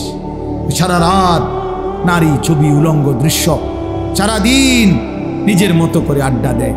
তার মনে যা চায়, চুল এমন রাখছো, আমার মন চাইছে। পরনের পোশাক এমন কেন, আমার মন চাইছে। ইউর উইশ ইউর লাইফ, তোমার চয়েস, তোমার লাইফ, তোমার পছন্দ, তোমার জীবন। বাহ, বেঈমানদের কথা এটা। ইউর লাইফ ইউর চয়েস, তোমার জীবন তোমার চয়েস, তোমার যেটা ভাল লাগে এটা করো। অন্য এখানে কি, অন্য এখানে কি? তোমার হিন্দু মেয়ে পছন্দ হয়েছে, ঠিক আছে। তোমার ইহুদি পছন্দ হয়েছে, হ্যাঁ ঠিক আছে। এখানে অন্য কি? তোমার যেটা ভাল লাগে এটা, তোমার যেটা মন চায় এটা, তোমার পছন্দই তোমার জীবন। খোদার কসম, কোরআন শরীফের আয়াত আছে বাপ, সূরা আরাফের মধ্যে আল্লাহ তাআলা বলছে, এই মনের ইচ্ছা মতো যে চলে, ওয়াত্তাবা হাওয়াহু, যে তার নফসের মনের চাহিদার অনুসরণ করে, আল্লাহর বিধান, রাসূলের বিধান, কোরআনের বিধান, ইসলামের বিধান, ধর্মের বিধান কিছুই যে মানে না, কোনো ধার ধারে না, পরোয়া করে না, পাত্তা দেয় না, আল্লাহর কসম, আল্লাহ কোরআনে বলছেন, ফামাসালুহু কামাসালিল কালব, ওই ব্যক্তির উদাহরণ, ওই ব্যক্তির জিন্দেগি কুকুরের মতো, কুত্তার মতো, কুত্তার মতো, কুত্তার মতো, কুত্তার মতো। ওই জিন্দেগি কুত্তার জিন্দেগি, ওই জিন্দেগি কুত্তার জিন্দেগি। আমি বললাম, কোরআনের আয়াত এটা। যে জীবন, যে জীবন মালিকের গোলামি নাই, যে জীবন সৃষ্টিকর্তাকে মনে করায় না, যে জিন্দেগি বানানেওয়ালাকে মনে করায় না, 24 ঘন্টা নাফরমান চলে গেছে, একটা সেজদা দিতে পারলি না, তুই কোন মানুষের বাচ্চা? তুই বেটা, তুই কোন মার ঘরে জন্ম নিছ বেটা? তুই কোন মানুষের বাচ্চা বেটা? তুই কোন মুসলমানের বাচ্চা? তুই কে বললো তোরে মুসলমান বেটা? তুই জানোয়ার না তো জানোয়ার কে বেটা? একটা সেজদা দিবে না? মানুষের বাচ্চা এমন হবে? 24 ঘন্টায় একবারও মনিবের কথা মনে পড়বে না? ওমা কয় কি? আরে বলে কি? কিভাবে সম্ভব এটা? কিভাবে সম্ভব? মানুষের বাচ্চা এমনি হয় কেমনে? মুসলমানের ঘরে জন্ম নিয়ে কিভাবে সম্ভব বলেন? হ্যাঁ, সাফ কথার জবাব দেন। রাগ করবেন কার লগে? কোরআন শরীফ এটা তো কোরআনের আয়াত বলছি। আপনি তর্জমা ভুল করলে পরে আইসেন, অসুবিধা, আমরা তো আসি এনে, বুঝেন নাই? ফামাসালুহু কামাসালিল কালব, সরাসরি কোরআন শরীফ আল্লাহ বলছেন তার উদাহরণ কুত্তার মতো। কালবুন অর্থ কুকুর, অন্য কোনো অর্থ নাই, বিকল্প কোনো অর্থ নাই। ইন তাহমিল আলাইহি ইয়ালহাস আও তাতরুকহু ইয়ালহাস। আহা, আল্লাহ বলছে কুত্তার স্বভাব, সে দৌড়ানি দিল জিব্বা লম্বা করে হাঁফায়, এমন হাঁফায়। আবার ছেড়ে দিল মানে খাড় করাত রাখলো, দাঁড়ানো থাকলেও জিব্বা লম্বা করে হাঁফায়। দেখি এটা কুকুরের স্বভাব। দাঁড়াইয়াও জিব্বা লম্বা করে জোরে জোরে নিঃশ্বাস ফেলে, এমন করে। আবার দৌড়তে দৌড়তে এরম করে। অর্থ কি? অর্থ হলো তাফসিরে লিখছে, সে পাইলেও অতৃপ্ত, না পাইলেও অতৃপ্ত। এই জন্য নাফরমান হারামখোর, পাইলেও অতৃপ্ত, না পাইলেও অতৃপ্ত। বেচা কিনা চলতেছে, মাল বেচে, নতুন মাল ট্রাকের থেকে নামায়, আপনি জিঙ্গাইবেন কি অবস্থা বেচা কিনা? কি নাই, আগের ব্যবসা নাই, আগের ব্যবসা ঢাকায় মাল বেচতেছ, মাল ইডি শেষ হয়ে গেছে, নতুন মাল নামাইতে আছে ট্রাকের থেকে। কিরে, কোন ব্যবসা নাই? বুঝেন নাই আমার কথা? হ্যাঁ, না না নাই, ও ব্যবসার মজা নাই, ও আগের ব্যবসা নাই। আর কোনটা নাই? আগের ব্যবসা কোন বছরেরটা? কি গত 300 বছর আগের ব্যবসা নাই? তো তুমি এই সময় জন্ম নিলা কেন? তুমি ওই সময় আইতা, যে সময় ব্যবসা আসিল সেই সময় আইলে না কেন? ব্যবসা আসিল নূহ আলাইহিস সালামের জমানায়, ঠিক না? তো ওই সময় জন্ম নিতা, এই সময় আইসে করতে। এটা বুঝি কথা হইল? মানে এটা হইল কুকুরের স্বভাব। মানে কি? পেলেও অতৃপ্ত, না পেলেও কি? নাফরমানের দুনিয়া শেষ হয় না। আমার কথা সাফ কথা, এটা মনে রাখতে হবে। এই জন্য দোস্ত বাপ, আমরা ফিকির করা চাই। আমি সব সময় এটা বলি, লোনা জলে তৃষ্ণা মেটে না। মানে যে পানি লবণাক্ত, ওই পানিতে তৃষ্ণা মেটে না। ঠিক হারামের মধ্যে, গুনাহের মধ্যে তৃপ্তি আসে না, তৃপ্তি আসে না। হ্যাঁ, সারা রাত উলঙ্গ ছবি দেখেও যুবক তৃপ্ত হয় না। এক সাগর মদ পান করেও মদখোর, নেশাখোর, ফুট্টাখোর, বাবাখোর, ডালখোর, ইয়াবাখোর, হারামখোর কোনোদিন তৃপ্ত হয় না। কিন্তু এক গ্লাস পবিত্র পানি এক গ্লাস তৃষ্ণার্ত ব্যক্তিকে তৃপ্ত করে দেয়। একজন স্ত্রী 60 বছর এক পুরুষের জীবন, 70 বছর এক পুরুষের জীবনে তৃপ্তি এনে দেয়। একজন বউ দিয়ে, হালাল স্ত্রী যেটা হালাল সেটা তৃপ্তি দেয়, যেটা হারাম সেটা কি দেয় না? তৃপ্তি দেয় না বাপ, সুখ দেয় না, গুনাহ ইজ্জত দেয় না, আল্লাহর নাফরমানি সম্মান দেয় না, সম্মান দেয় না। এজন্য আমরা প্রত্যেকের কাছে, আমিও বললাম, আমার জন্য, আপনার জন্য, জওয়ান বুড়ো সবার জন্য, আমরা আখেরাতের ফিকির করা চাই। আমাদের জিন্দিগি আখেরাত। আমরা মুসলমান, আমরা মুমিন, আমাদেরকে আল্লাহ বানাইছেন আখেরাতের জন্য। এজন্য পুরা কোরআনুল কারীমে আল্লাহ তাআলা আমাদেরকে বারবার ডেকে ডেকে আমাদেরকে আখেরাতের সন্ধান দিছেন, ইবাদতের সন্ধান দিছেন। বলছেন বান্দা এটা করো, এটা ছাড়ো, এটা করো, এটা ছাড়ো, এটা করো, এটা ছাড়ো, বিনিময়ে আমি তোমারে মুত্তাকি বানাবো, আমি তোমারে জান্নাতি বানাবো, আমি তোমার আখেরাত সাজায় দেব, আমি তোমার পরকালে তোমার সম্মানের জিন্দিগি দান করব। এই একটা আয়াত আমি পড়ছি। এবার এই আয়াতের অল্প একটু কথা শোনেন, তাইলে আমার কথা শেষ। মাহে রমজানকে সামনে রেখে মূলত এই আয়াতটা পড়ছি। আমরা যদি এটা বুঝি বাপ, আর অল্প একটু সময় কোরআনুল কারীমের এই একটি আয়াত আমি আপনাদের সামনে পড়লাম। সূরা বাকারার 183 নম্বর আয়াত, দ্বিতীয় পারায়, দ্বিতীয় সূরা।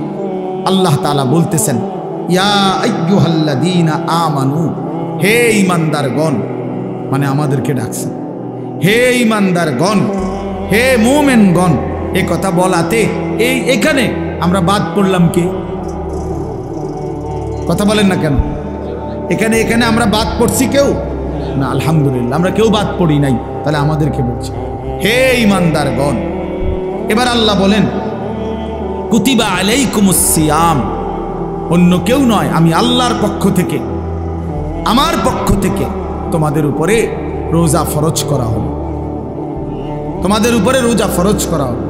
আল্লাহ তাআলা বিষয়টার গুরুত্ব দিয়েছেন যে বান্দা খামখেয়ালি মনে করো না, আমি আল্লাহ ফরজ করছি, আমি আল্লাহ ফরজ করছি। কথা বুঝ, ওই দেখেন ওই মাসুম যাও তোমার পিছনে ওই পিচ্ছি পাঞ্জাবিওয়ালায় নিচে দিয়া মোবাইলে ছবি উঠাও, মাটির তলে উঠাও, তুমি তো শুধু চাই প্লাস্টিক কোথাকার, এটা ফালতু। মানে কিছু মানুষের আরো 2-3 জনও দেখছি এইটা ছাড়ে না, মোবাইল ছাড়তেই পারে, কি আশ্চর্য।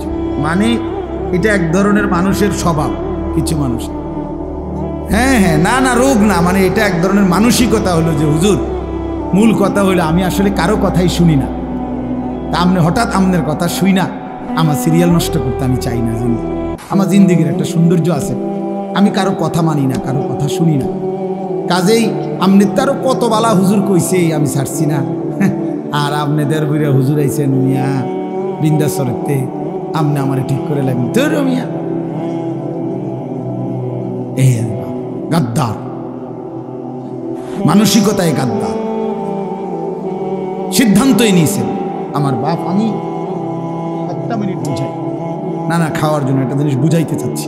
হাদিসের মধ্যে আছে আল্লাহ নবী সাল্লাল্লাহু আলাইহি সাল্লাম বলছেন কিছু মানুষের দিল কালকুজে মিরবাদান, এই শব্দটা নবীজি বলছেন কিছু মানুষের অন্তর হয় এরকম, এই যে এইটা যেরকম উল্টায় রাখলাম এখন এরকম, মানে গ্লাস, উল্টানো জগ, উল্টানো লালতি, উল্টানো মগ, এই শব্দের অর্থ হইল এইটা যদি এখন এমনি রাখে, মানে কোনো একটা গ্লাসে, তাহলে এইটার উপরে যদি আটলান্টিক মহাসাগরের পানিও ফালায় পূর্বে, এটা কেন? এই নবীজির কালকুজে মিরবাদান, কিছু মানুষের দিল থাকে এমন উল্টানো যে এইটারতে পৃথিবীর সমস্ত আল্লাহর কথা, ওলামায়ে কেরামের সব কথা কিছুই তার কলিজায় আর ঢোকে না, কারণ এটা কি হয়ে গেছে, এবার তো আটলান্টিক সাগরের পানি তো আর লা ইয়ারিফু মারুফান ওয়ালা ইউনকিরু মুনকারান।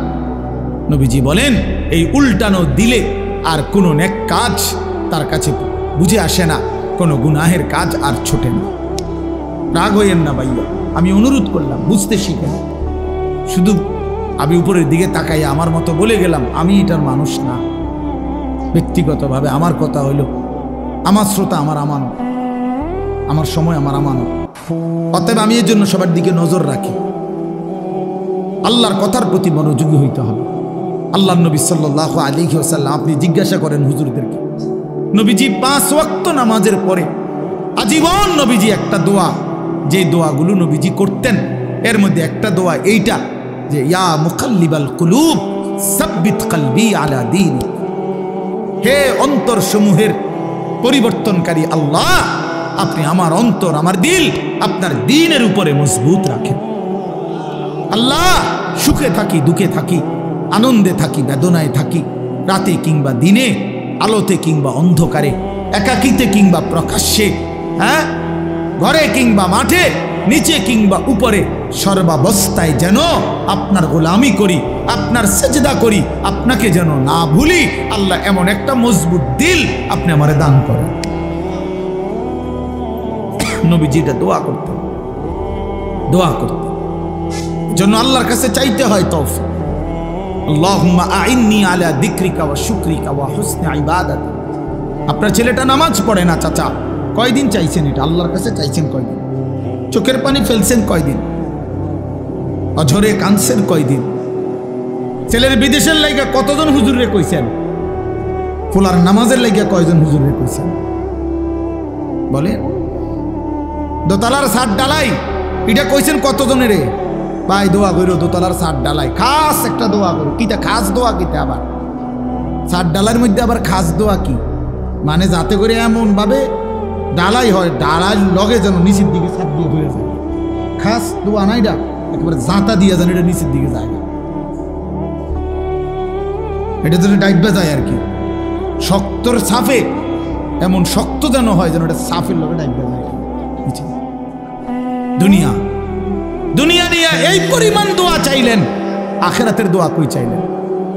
কয়দিন বলছেন হুজুর দোয়া করেন বিবি যেন পর্দানসীন হয়, ছেলেটা যেন নামাজি হয়, মেয়েটা যেন চরিত্রবান হয়, ছেলের বউ যেন নেককার হয়, নাতি নাতনি যেন কোরআন পড়নেওয়ালা হয়। কয়দিন বলছেন? আখিরাত চাইলেন কয়দিন? দুনিয়া চাইলেন কয়দিন? কয়দিন চাইলেন? এই জন্য ইনসাফের সাথে ভাববেন। তো আল্লাহ তাআলা বলেন, ইয়া আইয়ুহাল্লাযীনা আমানু কুতিবা আলাইকুমুস সিয়াম, বান্দা আমি ফরজ করেছি, এটা আমার ফরজ, রমজান রোজা তোমাদের উপরে ফরজ করা হলো। কামা কুতিবা আলাল্লাযীনা মিন ক্বাবলিকুম, আল্লাহ বলেন ঘাবড়াইও না বান্দা, পারবা। হঠাৎ করে লাভ দিয়ে উঠতো না যে আমি 8টার থেকে 9টা বাজতেই নাস্তা দেরি হলে আমার মাথা গরম হয়ে যায় হুজুর, আমি পারতাম না। আল্লাহ বলে না, পারবা। তোমাদের পূর্বেও সমস্ত ইমানদার বান্দাকে আমি আল্লাহ এই রোজা ফরজ করেছিলাম, তারা যেহেতু পারছে তুমিও পারবা। এবার আল্লাহকে বললাম, আল্লাহ যদি বলেন, আল্লাহ বলতেছেন, যদি বলেন আল্লাহ হঠাৎ করে আমার উপোস, এই যে 11 মাস কি সুন্দর খাওয়াইলেন পড়াইলেন, হঠাৎ করে আমার খানা পানি, আমার হালাল স্ত্রীর সাথে আমার সম্পর্ক বন্ধ করে দিলেন কেন একটা লম্বা সময়? আল্লাহ বলেন, বান্দা অভাবের কারণে না, আমার ভান্ডারে কমে গেছে এই জন্য না, বরং লাআল্লাকুম তাত্তাকুন, আমি আল্লাহ এই রোজার মাধ্যমে, রমজানের মাধ্যমে 1 মাসেই আমি আল্লাহ ওয়াদা দিচ্ছি তোমাকে মুত্তাকি বানাবো, আর 1 মাসের মুত্তাকি হলেই 1 মাসেই জান্নাতি বানায় দেব। 1 মাসে মুত্তাকি, 1 মাসে জান্নাত। লাআল্লাকুম তাত্তাকুন, এই 4টা কথা, এখানে মোট 4টা কথা। আমার আর অল্প একটু সময় দেন। এই 4টা কথা এখানে। 1, হে ঈমানদারগণ। 2, তোমাদের উপরে রোজা ফরজ করা হলো। 3, তোমাদের পূর্ববর্তীদের উপরেও ফরজ করা হয়েছিল। 4, তোমাদেরকে মুত্তাকি বানানো হবে। কয়টা কথা হইল? এই 4টা কথার 4টা সামান্য একটু ব্যাখ্যা বলি। 1 নাম্বার হলো, ইয়া আইয়ুহাল্লাযীনা আমানু, হে ঈমানদারগণ। প্রিয় ভাই আমার নওজোয়ান, এই কথাটা ইনসাফের সাথে 1টা মিনিট শুধু শুনেন। এই শব্দটা কোরআনুল কারীমের মধ্যে 89 বার আছে। 89, 8, 9। তাইলে আমার প্রশ্ন হইল, আল্লাহ তাআলা 89 বার কোরআনুল কারীমে আমাদেরকে ডাক দিছে, তোমারে ডাকছে, আমারে ডাকছে। আলাদা আলাদা চিন্তা করলে এখানে আমরা যারা বসছি আমাদের প্রত্যেককে ডাকছে, ডাকছে কি না? হে ঈমানদার, হে ঈমানদারগণ, হে ঈমানদারগণ। 89 বার ডাকছে, 89 বার। 89 বার ডেকে কখনো বলছে নামাজ পড়তে, কখনো বলছে রোজা রাখতে, কখনো বলছে হজ করতে, কখনো বলছে গুনাহ ছেড়ে দিতে, কখনো বলছে আল্লাহ তাআলার ইবাদত করতে। এইভাবে 89 বার কোরআনুল কারীমের মধ্যে বলছে। 23 বছর লাগাইয়া বলছে। 30 পারা কোরআনের মধ্যে বলছে। জিব্রাইলের মাধ্যমে পাঠিয়ে বলছে। প্রিয় নবী সাল্লাল্লাহু আলাইহি সাল্লামের কাছে নাজিল করে বলছে। কোরআন শরীফের একটা আয়াত আছে, আয়াতে আল্লাহ জিজ্ঞেস করছে আমাদেরকে, ফাবি আইয়ি হাদিসিম বাদাহু ইউমিনুন। এই প্রশ্নের উত্তর আপনারা দিবেন এখন। আল্লাহ বলছে, বান্দা এই যে আমি মনে করো এক একটা কথা 89 বার বললাম, 80 বার, 82 বার আমি আল্লাহ নামাজের কথা বললাম। 23 বছর আমি কোরআন নাজিল করলাম। 30 পারা কোরআন নাজিল করলাম। আমি আল্লাহ আমার রসুলের কাছে নাজিল করলাম, শ্রেষ্ঠ ফেরেশতা দিয়ে নাজিল করলাম। আল্লাহ এবার জানতে চাইছে, ফাবি আইয়ি হাদিসিম বাদাহু ইউমিনুন। আমার বান্দা বলো না, এরপরে আমি আর কোন কিতাব নাজিল করিলে, এর চাইতে দামি আর কি নাজিল করিলে, এর চাইতে দামি আর কোন রসুলের কাছে পাঠাইলে, এর চাইতে দামি আর কোন ফেরেশতা দিয়া পাঠাইলে। 23 বছর বলার পরে আর কত বছর বললে? 30 পারা কোরআন নাজিল করার পরে আর কত পারা নাজিল করিলে? 89 বার বলার পরে আর কতবার বললে? 82 বার বলার পরে আর কতবার বললে? তুমি বান্দা বলো, আমার কথা মেনে নিতা? আল্লাহ জানতে চাইছে। কোরআন শরীফের আয়াত, ফাবি আইয়ি হাদিস। 29 পারায় ওই সূরাটা আছে, ওই সূরা মুরসালাত, ওই সূরার মধ্যে আল্লাহ এটা জিজ্ঞেস করছে, বান্দা বলো না আমি আল্লাহ, আর কি বললে, কেমনে বললে, আর কতবার বললে তুমি আমার কথা মেনে নিতা। অতএব বাপ যারা নামাজ পড়েন না, নওজোয়ান ভাই তোমরা যারা নামাজ পড়ো না, দোস্ত ইনসাফের সাথে এই রাত অন্ধকারে একাকী একটা মিনিটের জন্য হলো যদি মায়ের বুকের দুধ পান করে থাকো ভাইয়া, তো একবার হলো যদি মুসলমানের ঘরে জন্ম নিয়ে থাকো বন্ধু, একবার হলো ভাইবো যে তোমার আল্লাহ তোমার কাছে জানতে চাইছে যে বান্দা আমি আর কতবার বললে, আমি আর কত পারা নাজিল করিলে। আমি 23 বছর বলে গেলাম, 23 বছর বলার পরও যেহেতু হয় নাই, তুমি বলে দাও বান্দা আমি আল্লাহ আর কতবার বললে, কত বছর বললে তুমি আমাকে মেনে নিতে, আমার কথাগুলো মেনে নিতে। কি বলবে? হ্যাঁ কি জবাব দিবেন বলেন? জবাব দেন। বেনামাজি জবাব দেন, সুদখোর জবাব দেন, এই হারামখোর জবাব দেন, বলেন। আর কত বছর বললে, কতবার বললে সুদ ছেড়ে দিতেন, আর কতবার বললে মিথ্যা ছেড়ে দিতেন। যেই বোনেরা বেপর্দা, ওই বেহায়া বেপর্দা নারীকে জিজ্ঞাসা করেন, এই অসভ্য বেহায়া নারী, আর কতবার বললে তুই পর্দা করতি বোন, বল বলে। আহ কিভাবে সম্ভব? আমি জিন্দেগিতে বহু চিন্তা করে দেখছি, আমি বহুত ভাবছি, বিশ্বাস করেন। একটা মুসলমানের বাচ্চা মুসলমানের ঘরে জন্ম নিয়া, মুসলমান পরিচয় দিয়া, খোদার 365 দিনে 1 বছর কোনোদিন ফজরের নামাজ একদিনও পড়লো না, মুসলমানের বাচ্চা এত বড় জানোয়ার কেমনে হইল? আমি এই কথাটা রীতিমতো আমার মন চায় যে ডক্টরেট করি, যেটা বুঝতে, যেটা PhD করা দরকার। কিভাবে সম্ভব? মানুষের বাচ্চা কেমনে এত বড় হাইওয়ান হয়? আরে কোন কি ওমিয়া, এটা কিটা আসল? আমি কোনোভাবে কোনো ক্যালকুলেশন দিয়ে এটা মিলাইতারি না। একটা বছর বেটা তুই নাফরমান, কোনোদিন ফজরের নামাজ পড়লি না, আরে তুই কি মানুষের বাচ্চা রে? এটা কিভাবে সম্ভব ভাইয়া? ওই কোন মার ঘরে জন্ম নিল? আহা, তার মা কোথায়, তার বাবা কোথায়? কিভাবে সম্ভব? ওই মা কেমনে মেনে নিল, ওই বাবা কেমনে মেনে নিল? 16 বছর 18 বছর আপন ঘরে, মা বাবার ঘরে ঘুমায় সন্তান, কোনোদিন ফজরের নামাজ পড়ে না, মায়ের চোখেও এক ফোঁটা পানি নাই, বাবার চোখেও এক ফোঁটা পানি নাই। আহ, মা বাপ কেমনে মেনে নিল? সন্তানে বা কেমনে মেনে নিল? এভাবে কেমনে আল্লাহকে ভুলে গেল? ইয়া আইয়ুহাল ইনসান মা গাররাকা বিরাব্বিকাল কারীম।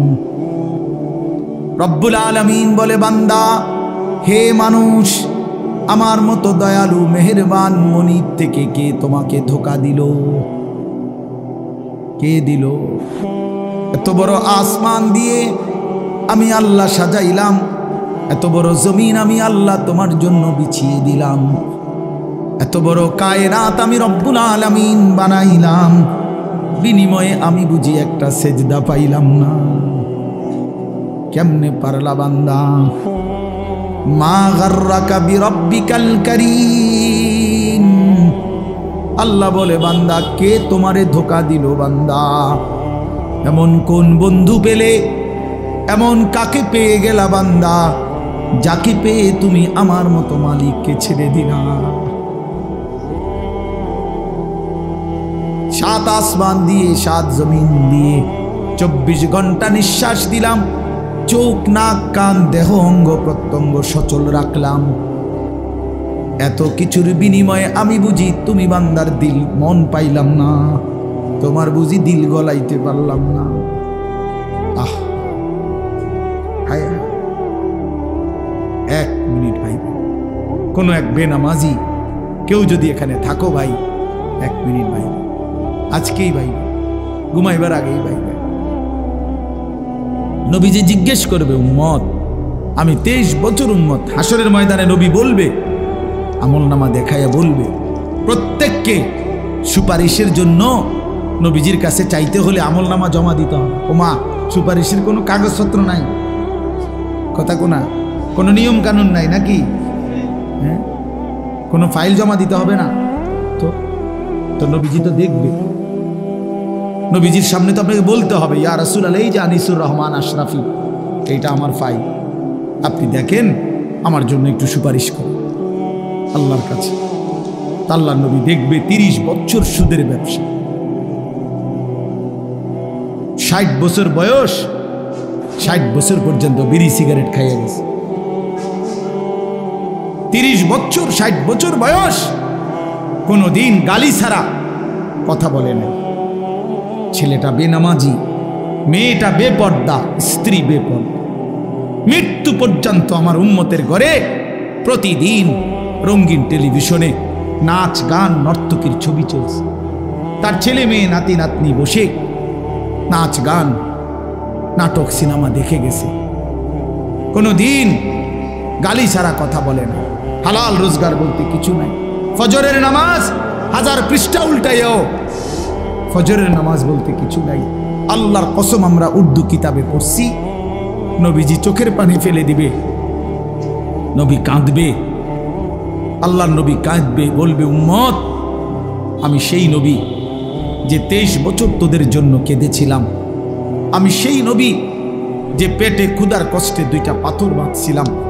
আমি সেই নবী তায়েফের রক্তে যে সমস্ত শরীর রক্তাক্ত করেছিলাম, উহুদের দান দান শহীদ করা রক্ত নিয়ে ময়দানে পড়েছিলাম বেহুশ হয়ে। আমার এত রক্ত, আমার এত চোখের পানি, আমার এত ক্ষুধার কষ্টের বিনিময়ে উম্মত এই আমল নামা, তুমি আমার এত বড় বেইজ্জতি কেমনে করলে? আমি কেমনে আমার আল্লাহর সামনে এটা দেখাবো যে আয় মাওলা, এটা শ্রেষ্ঠ নবীর, শ্রেষ্ঠ উম্মতের আমল নামা? বলো, কোন বাপ যদি 8 বছর ছেলেটাকে ইউনিভার্সিটিতে পড়ায়, তো গরিব বাপ তার ছেলেটাকে মনে করেন ভিটা মাটি বসত সব বেচ্চা, নিজে না খাইয়া ছেলেটার 1 লাখ লাখ টাকা পড়ালেখার খরচ দিছে। 8 বছর পরে, 6 বছর পরে বাপ রেজাল্ট সার্টিফিকেট দেখতেছে যে ফেল। ওই বাপ কি পরিমাণ কাঁদবে? ওই বাপ কি পরিমাণ কাঁদবে? ওই বাপ বলবে না যে, বাপ, আমি তোরে মানুষ করার জন্য, তোর পড়ালেখার খরচ দেওয়ার জন্য ভিটাটা বেচা ফেলছি, মাটিটা বিক্রি করে ফেলছি, আমি জীবনে কোনো সুখের নাগাল পাই নাই। এই বছরও ভাই, এই গত হজ্জেও এক জিদ্দা থাকে এক প্রবাসী ভাই, আমি তো হজ উমরার সফরে গেলে প্রবাসীদের রুমে রুমে যাই, আমি আজ 32 বছর সৌদি আরব জিদ্দায় পড়ে আছি। কেউ 18 বছর, কেউ 16 বছর। জীবনের এই সুখের সময়টা যারা কাটাইছে বিদেশের জমিনে, যৌবনের পুরাটা টাইম শেষ করে দিছে বাপ, বিনিময়ে সেই বাপ যখন দেখে তার ছেলেটা ফেল, তখন সে বলবে, বাপ, তুই আমার এটা কি দেখাইলি? তুই আমার এতগুলো টাকা, তুই আমার এত বড় বেইজ্জতি কেমনি করলি বাপ? এটা বলবে না? তো নবী সাল্লাল্লাহু আলাইহি সাল্লামও বলবে, খোদার কসম নবীজিও বলবে, আল্লাহর কসম নবীও বলবে যে, উম্মত, তুমি আমার এত বড় বেইজ্জতি কেমনে করলে? আমার এতগুলো চোখের পানির এভাবে কেমনে ফিরায় দিল? এই জন্য একজনই, আমি আবারও বলছি, আমি সংখ্যায় বিশ্বাসী না। কয়জন শুনছে খোদার কসম, আমার এটা কোনো ফিকির না, আমি এক ফিকিরের বিশ্বাসী, যে একজনই বুঝেন, একজন প্রিয় নবী সাল্লাল্লাহু আলাইহি সাল্লাম এবং সাহাবায়ে কেরামের কলিজার মধ্যে এই ফিকির ছিল মৃত্যু পর্যন্ত, যে আল্লাহ পাকের এক এক বান্দা কিভাবে জাহান্নাম থেকে বাঁচবে। এটাই ফিকির, এটাই আমাদের জিন্দেগি। হাদিসের মধ্যে আছে, আল্লাহর নবী সাল্লাল্লাহু আলাইহি ওয়াসাল্লাম তিনি বলছেন, ওয়া আনা আখিযুন বিহুজাজিকুম। এবছর ইজতেমার মাঠে দ্বিতীয় দিন মাগরিবের নামাজের পরে আমাদের দাওয়াত ও তাবলীগের বিশ্ববিখ্যাত মুরব্বী হযরত মাওলানা আহমদ লাট সাহেব দামাত বারাকাতুহুমুল আলিয়া এই বয়ানে এটা বলছিলেন। আমি নিজে মাঠে বসে শুনছি যে আল্লাহর নবী সাল্লাল্লাহু আলাইহি সাল্লামের হাদিস, এটা আমরাও পড়ছি। নবী সাল্লাল্লাহু আলাইহি ওয়াসাল্লাম বলছেন, ওয়া আনা আখিযুন বিহুজাজিকুম। আল্লাহর নবী বলেন, উম্মত আমি তোমাদেরকে জাহান্নাম থেকে বাঁচাইতে চাই কিভাবে? এটার উদাহরণ দিতে গিয়ে নবীজি এই কথাটা বলছেন। আমি এক মিনিট সামনে একটা জিনিস দেখাবো শুধু। মানে আমি ওনারে মহব্বত করি, তো আমি ওনার হাত ধরে বললাম, ভাই আপনার আমি হাতে ধরে বললাম, আপনি যায়েন না, ওইটা আগুন, আপনি ধ্বংস হয়ে যাবেন। উনি ঝটকা দিয়ে আমার হাত ছাড়াই নিল, এটা সম্ভব। আমি ওনার ঘাড়ে হাত দিলাম, কাঁধে হাত দিলাম, ভাই আল্লাহর দোহাই আপনি যাইয়েন না, ধ্বংস হয়ে যাবেন, ওইটা আগুন। উনি আমার কাঁধের থেকে হাত সরাইয়া ফেলে দিল, এটাও সম্ভব। কিন্তু আমি যখন ভালোবাসার কারণে আমার সিদ্ধান্ত আমি তাকে বাঁচাবই, আমার ভাইকে, তখন আমি তার কোমরে জড়াইয়া ধরলাম, জড়াইয়া কোমরে ধইরা বললাম, না ভাই আমি তোমাকে ওই আগুনে পড়তে দিব না, আমি যাইতে দেব না তোমারে। আল্লাহর কসম নবীজি বলছে, উম্মত আমি আমার এক এক উম্মতকে কোমরে জড়াইয়া ধইরা জাহান্নামের আগুন থেকে বাঁচাইতে চাই। কোমরে জড়াইয়া ধরলে ছুটা বড় কঠিন, কঠিন না? হাতে না ছাড়াই দিলেন, কাঁধের হাতে না ফেলে দিলেন, কিন্তু কোমরে জড়াইয়া ধরলে কেমনে ছাড়বেন? তো নবী এটা বলছে, ওয়া আনা আখিযুন বিহুজাজিকুম, আমি তোমাদেরকে কোমরে জড়াইয়া ধরে চাই, তবু আমার উম্মত বেঁচে যাক, আমার এক এক উম্মত বেঁচে যাক, জাহান্নাম থেকে বাঁচো। আমার দোস্ত, আমার বাপ, আমার ভাই ফিরতেই হবে, জাহান্নাম থেকে বাঁচতেই হবে। দোস্ত বিষয়টা মামুলি মনে করেন, এটা একটা ওয়াজ করছি এই জন্য, আর 10 জন বক্তা ওয়াজ করছেন, আমিও করছি না রে ভাইয়া, এই জন্য না। সারাটা দিন রাত এই দৌড়ের উপরে থাকি, দৌড়ের উপরে থাকি। এই জন্য বললাম আমরা এক ফিকির, আমাদের আপনাকে এটা ভাবতে হবে, জাহান্নাম থেকে বাঁচতেই হবে বন্ধু। কোরআনে আল্লাহ বারবার একটা কথা বলছে নবীজিকে, আমাদের নবীকে পর্যন্ত আল্লাহ বলছে, বন্ধু ওমা আদরাকা মা হিয়া, এই বন্ধু জাহান্নামের আগুন কেমন আপনি জানেন? নবীজিকে বলছে আল্লাহ, নারুন হামিয়া, বন্ধু আপনাকে বলছি, লেলিহান আগুনের ধাউ ধাউ শিখা জাহান্নামের আগুন। ওমা আদরাকা মাল হুতামা, আল্লাহ বলছে বন্ধু হুতামা নামক জাহান্নামের আগুন কেমন জানেন? তো নবীজিকে আল্লাহ বলছে নারুল্লাহিল মুকাদা, আল্লাহ বলছে নবী আমি আমার কর্মচারী দিয়ে আগুন লাগাই নাই, আমি আমার কাজের লোক দিয়ে আগুনটা লাগাই নাই, আমি আল্লাহর হাতে লাগানো জাহান্নামের আগুন, এই আগুন আমি লাগাই দিছি। নারুল্লাহ, আমার হাতে জ্বালানো আগুন, আল্লাতী তাত্তালিউ আলাল আফইদা, আল্লাহ বলে বন্ধু জাহান্নামের আগুনের প্রথম ফোঁটা, প্রথম স্পর্শ যখন জাহান্নামের আগুনের লাগবে, ছুঁইবে, সাথে সাথে নাফরমানের পুরা দেহ, ভিতরের সমস্ত অঙ্গ প্রত্যঙ্গ, কলজা সুদ্ধা একই মুহূর্তে জ্বালায়া ফেলবে। দুনিয়ার আগুন কখনোই এভাবে জ্বলে না। দুনিয়ার আগুন এক সাইডের থেকে জ্বলতে থাকে, চেষ্টা করে লাফালাফি করলে, দৌড়ঝাঁপ করলে, ইচ্ছা করলে হয়তো বাঁচানো যায়। এটুকু পুড়ে গেছে, বাকিটা বাইচা গেছে, এটুকু পুড়া গেছে, বাকিটা বাইচা গেছে, আঙ্গুলগুলো পুড়া গেছে, বাকিটা বাইচা গেছে, ঠিক না? দুনিয়ার আগুন এরকম ধীরে ধীরে পড়ে, ধীরে ধীরে ধীরে ধীরে। কিন্তু আল্লাহর কসম, আল্লাহ কোরআনে বলছে জাহান্নামের আগুন যখন প্রথম সেকেন্ড স্পর্শ করবে, কলজা সুদ্ধা ভেতর বাহির পুরাটা একসাথে প্রথম মুহূর্তেই জ্বালায় ফেলে। লাভ দিবেন, দৌড়াবেন না, ইন্নাহা আলাইহিম মুসাদা ফি আমাদিম মুমাদ্দাদা, আল্লাহ বলেন আগে জাহান্নামের মোটা খুঁটিতে বান দেওয়া হবে, এরপরে আগুন জ্বালানো। হ্যাঁ, এটা কোরআন শরীফের আয়াত। খুযুহু ফাগুল্লু, আল্লাহ বলে ফেরেশতাদেরকে জাহান্নামীকে ধরো এবং বাঁধো, সুম্মাল জাহিমা সাল্লু, এরপরে লাথি দিয়া জাহান্নামে ছুঁড়ে মারো। কোরআন শরীফের আয়াত। খামখেয়ালি করেন না ছেলেরা, খামখেয়ালি করেন না। হ্যাঁ, একটা মোবাইল, একটা নারী, একটা ছবি, একটা উলঙ্গ দৃশ্য, দোস্ত, এটুকুতে এমন সুন্দর জীবন নষ্ট করে দিও না। একটা মোটর সাইকেল দিয়া জিন্দিগি শেষ করে দিও না। মোটর সাইকেল একটা পাইলে কুত্তার মতো এটারে চালা, এমন জোরে ছাড়ে এটারে মনে হয় যেন কুকুরে কামড় দিছে, এই জন্য এটা এত জোরে ছাড়ছে। আশ্চর্য, এটা কি ব্যারাম? এটার কোনো যুক্তি তো থাকতে হবে, বলেন একটা যুক্তি তো থাকা চাই। তুমি এত জোরে ছাড়লা, তুমি তো একটু পরে কাবার্ডের সাথে লরির সাথে একটা ধাক্কা খাইয়া তোমার মাথা ফাইটা যাবে, তোমার পাওটা ভাঙিয়ে যাবে, এইটাও বোঝেন। আর যদি বলে যে এত জোরে চালাইছি মানুষে যাতে দেখে, তো মানুষে বা দেখবো কেমনে? দেখতে দেখতে তো তুমি নিমসা।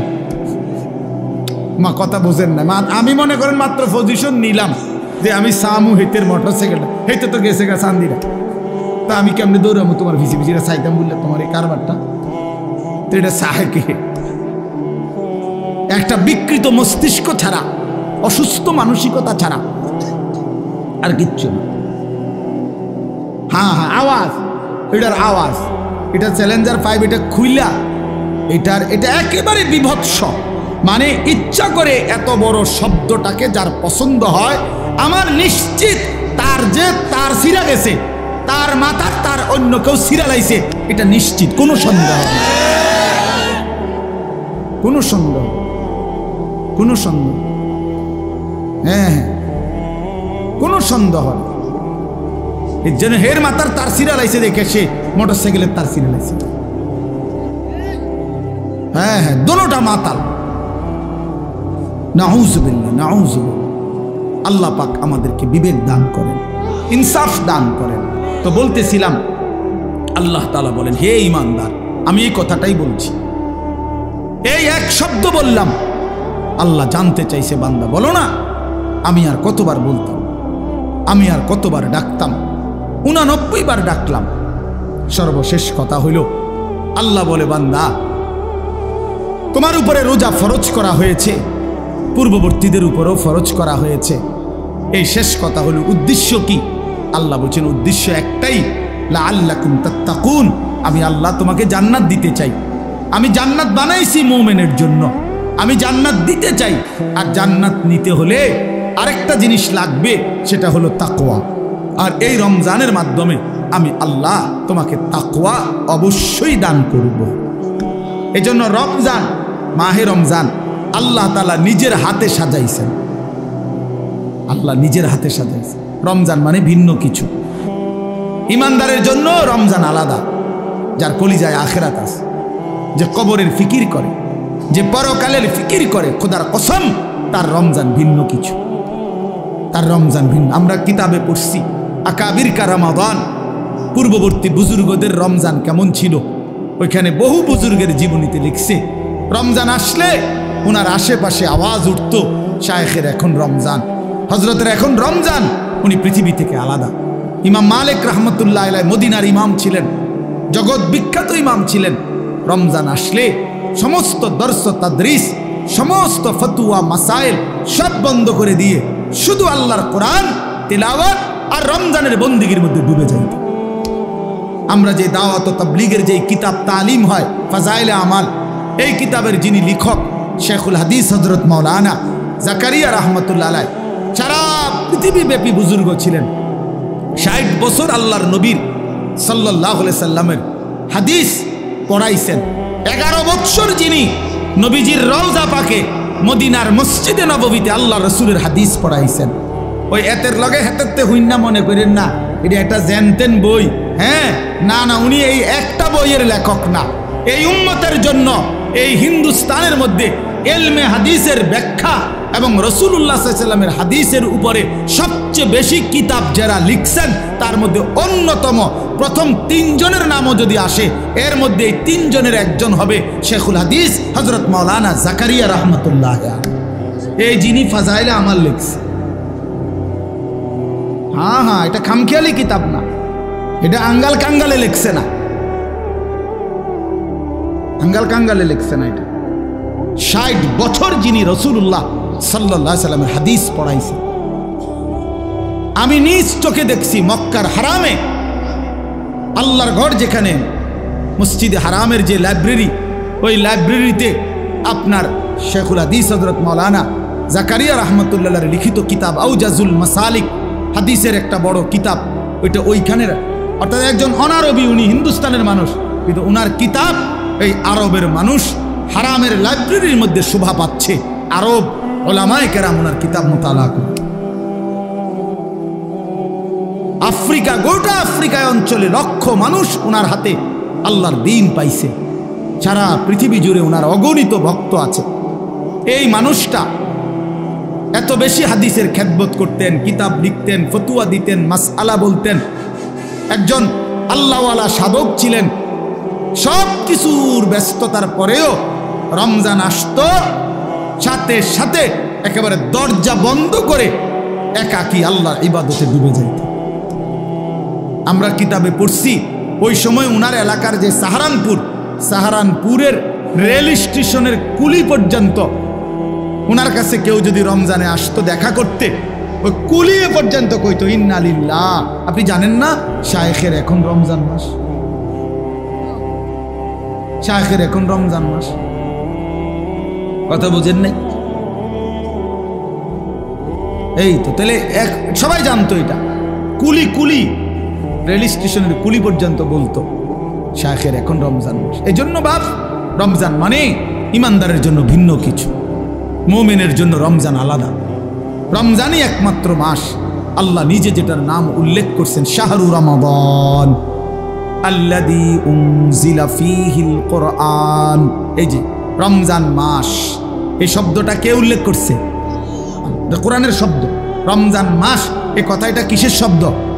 আচ্ছা, তো এই শব্দ এই জন্য আমি সবসময় বলি যে রমজান মাস এটা পৃথিবীতে উচ্চারিত হয় কতবার, কতদিন? প্রতিদিন। মাশাআল্লাহ, কতদিন? প্রতিদিন, সারা বছর।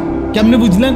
কারণ কোরআনুল কারীম সারা বছর প্রতিনিয়ত তেলাওয়াত হয়। কেউ এদিক দিয়া পড়তেছে, কেউ পিছন দিয়া, কেউ খতম করতেছে, কেউ সবক শেষ করতেছে, কেউ এই শব্দের সবক শুনাইতেছে। তার মানে শাহরু রমাদান, রমজান মাস, রমজান মাস, এই শব্দ আল্লাহর জমিনে সারা বছর উচ্চারিত হয়। কোনো না কোনো হাফেজে কোরআন, কোনো না কোনো কোরআনের তিলাওয়াতকারী পড়তেছে, তেলাওয়াত করতেছে, এই শব্দ বলতেছে, জমিনে উচ্চারণ হইতেছে, সারা জমিনে এটা উচ্চারিত। এই জন্য রমজান দামি মাস। রমজান আলাদা বাপ, রমজান আলাদা, রমজান মুমিনের জন্য আলাদা। আল্লাহ তাআলা নিজ হাতে রমজানকে সাজিয়েছেন। আল্লাহ বলছে রমজান আমি সাজাইলাম।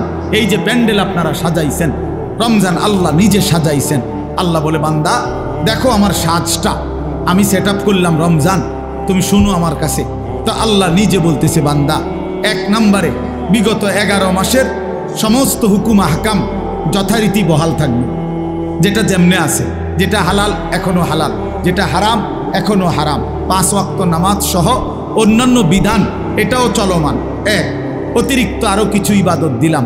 এক, পুরা 1 মাস রোজা, পুরা মাস ইফতার, পুরা মাস সাহরি, পুরা মাস 20 রাকাত তারাবি। তাহলে এই সবগুলো নতুন ইবাদত, মানে রমজান উপলক্ষে নতুন সংযোজন, ঠিক কিনা বলেন?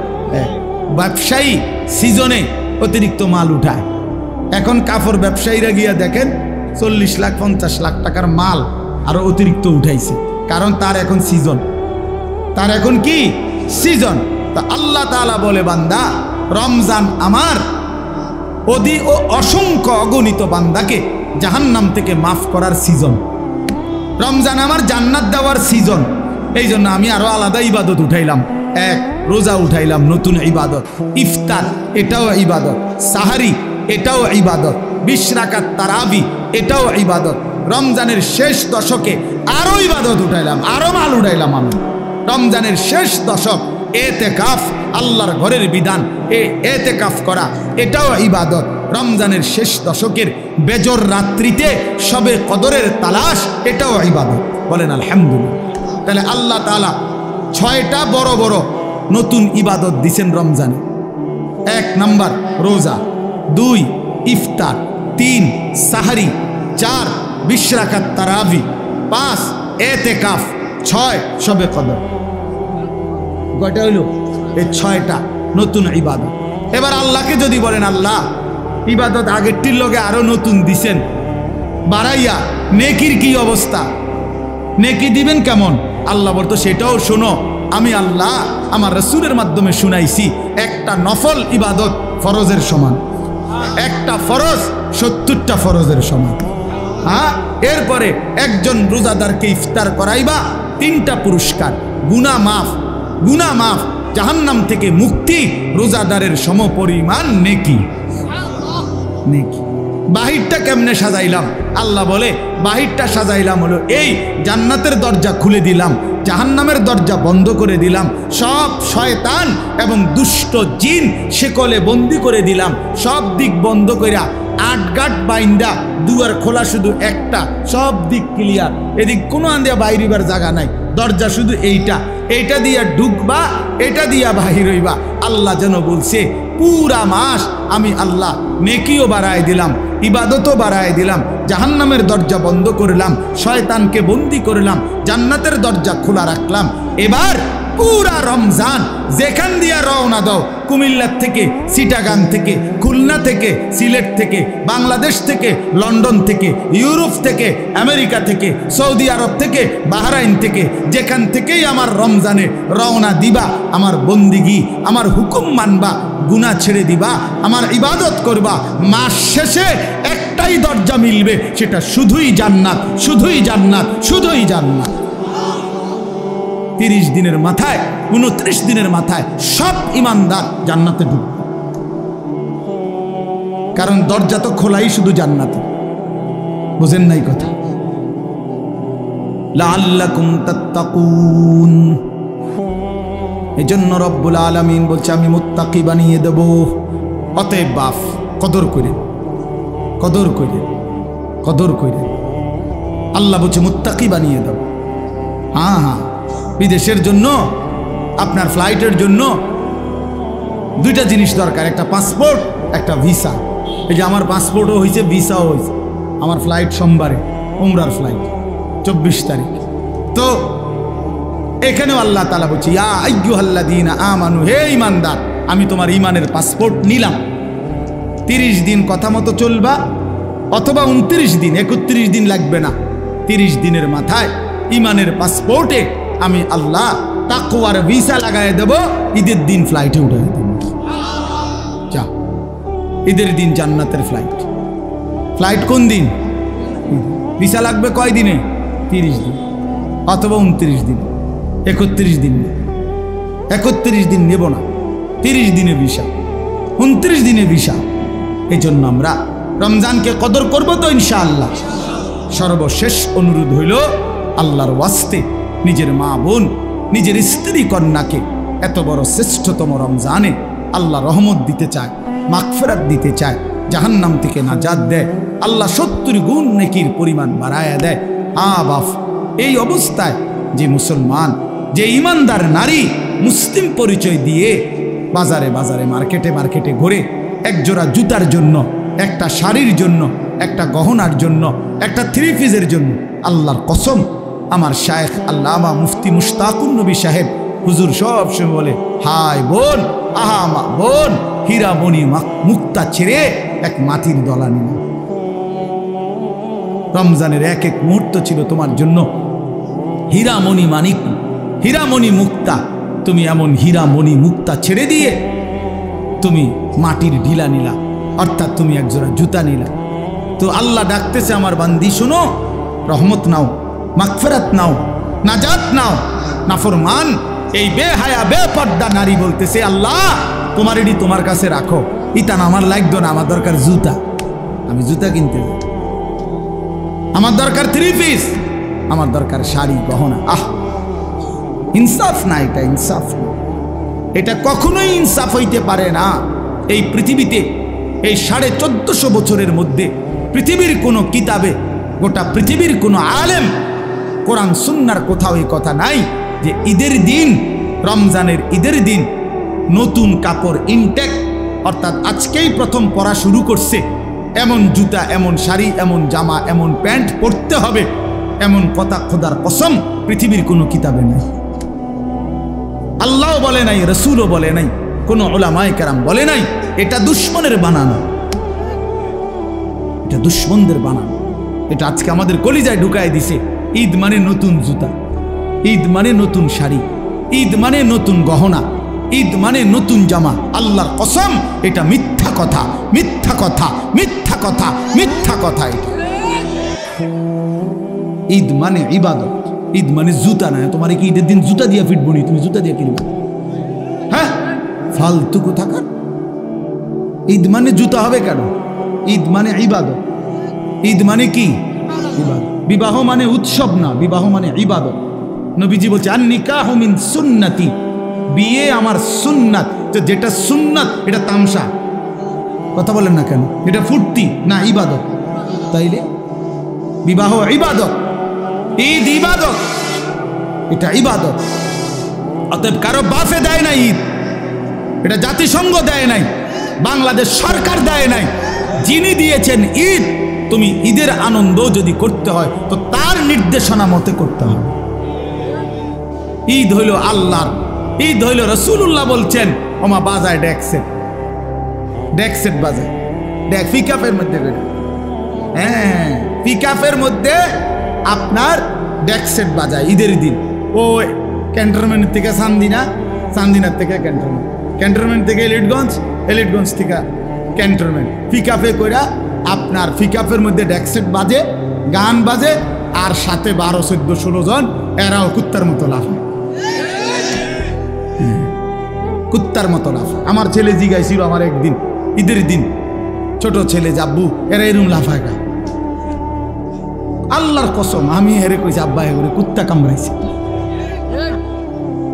এই জন্য আর আজকে ঈদের দিন দেখে দোকানপাট বন্ধ, কোনো ওষুধের দোকান নাই।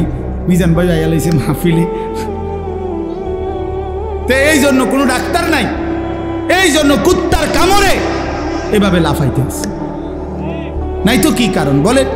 এটা কোনো কথা হইল যে ডেকসেটের মধ্যে করে, পিকআপের মধ্যে করে লাফাবে? এটা কোনো ঈদ হইল? আল্লাহ আমাদেরকে বুঝ দান করে।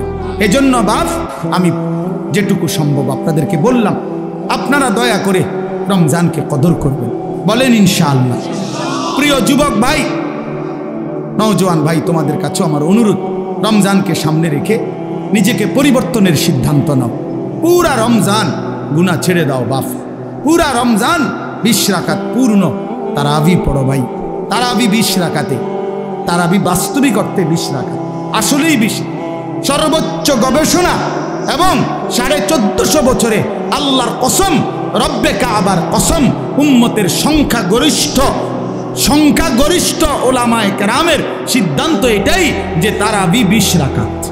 তারাবি 8 রাকাত না, 8 রাকাত তাহাজ্জুদ, 8 রাকাত তাহাজ্জুদের নামাজ, অর্থাৎ 20 রাকাত তারাবি প্রথম রাতে পড়ার পরে ইচ্ছে করলে ভোর রাত্রে আপনি আবার 8 রাকাত তাহাজ্জুদ করতে পারেন, কোনো অসুবিধা নেই। ওটা তাহাজ্জুদ পড়বেন। আবার রমজান মাসে তাহাজ্জুদ কি হয়ে যায় না, রহিত হয়ে যায় না। সারা বছরের মতো রমজানেও তাহাজ্জুদের হুকুম চলমান থাকে, এটা আলাদা হুকুম। আর তারাবি নতুন হুকুম, কথা বোঝেন নাই? এটা কি নতুন আমল। 20 রাকাতই তারাবি। কয় রাকাত বলেন?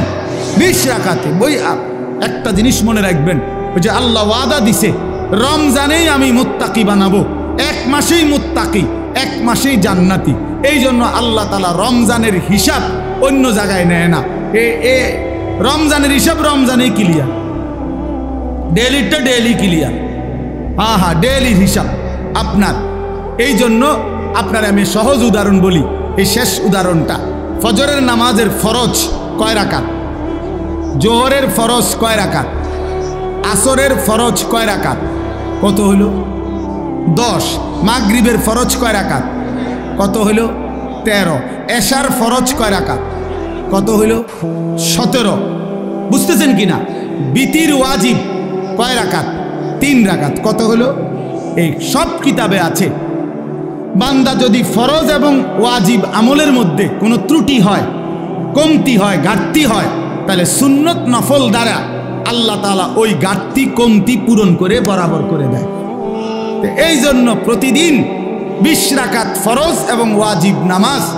এই আজকের দিনে যা হইল রমজানে, তো আজকেই আবার রাতে 20 রাকাত তারাবির মাধ্যমে আল্লাহ তাআলা ওই 20 রাকাত ফরজ ওয়াজিবের ঘাটতি পূরণ করে ডেইলির হিসাব ডেইলি মিলাইয়া শেষের দিনে জান্নাত দিয়ে দেয়। হ্যাঁ, এটা বলে হুজুর আপনি এটা বানাইয়া করলেন না। খোদার কসম এটা বানাইয়া বলি নাই, এটা কিতাবে আছে।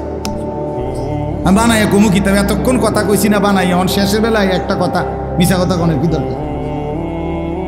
কথা আমার বলেন না, বুঝেন না কথাটা? এটা আমার স্বার্থ কি? তারাবির নামাজ আপনারে 20 রাকাত পড়াইলে আমার স্বার্থ কি? আলগা বেনিফিট কি? এতে করে আমার 10টা টাকা আইব নাকি? তো এনে কি এর মধ্যে এনে বেনিফিট তো নাই আলাদা। তাই এই জন্য আমরা ইনশাআল্লাহ যুবক ভাই পূর্ণ 20 রাকাত তারাবি পড়বেন, বলেন ইনশাআল্লাহ। খতমে তারাবি, আল্লাহর কোরআনের খতম পড়ার চেষ্টা করবেন, বেশি বেশি জিকির তেলাওয়াত করবেন, এবং শেষ কথা হলো রমজান পর্যন্ত হায়াত চাইবেন।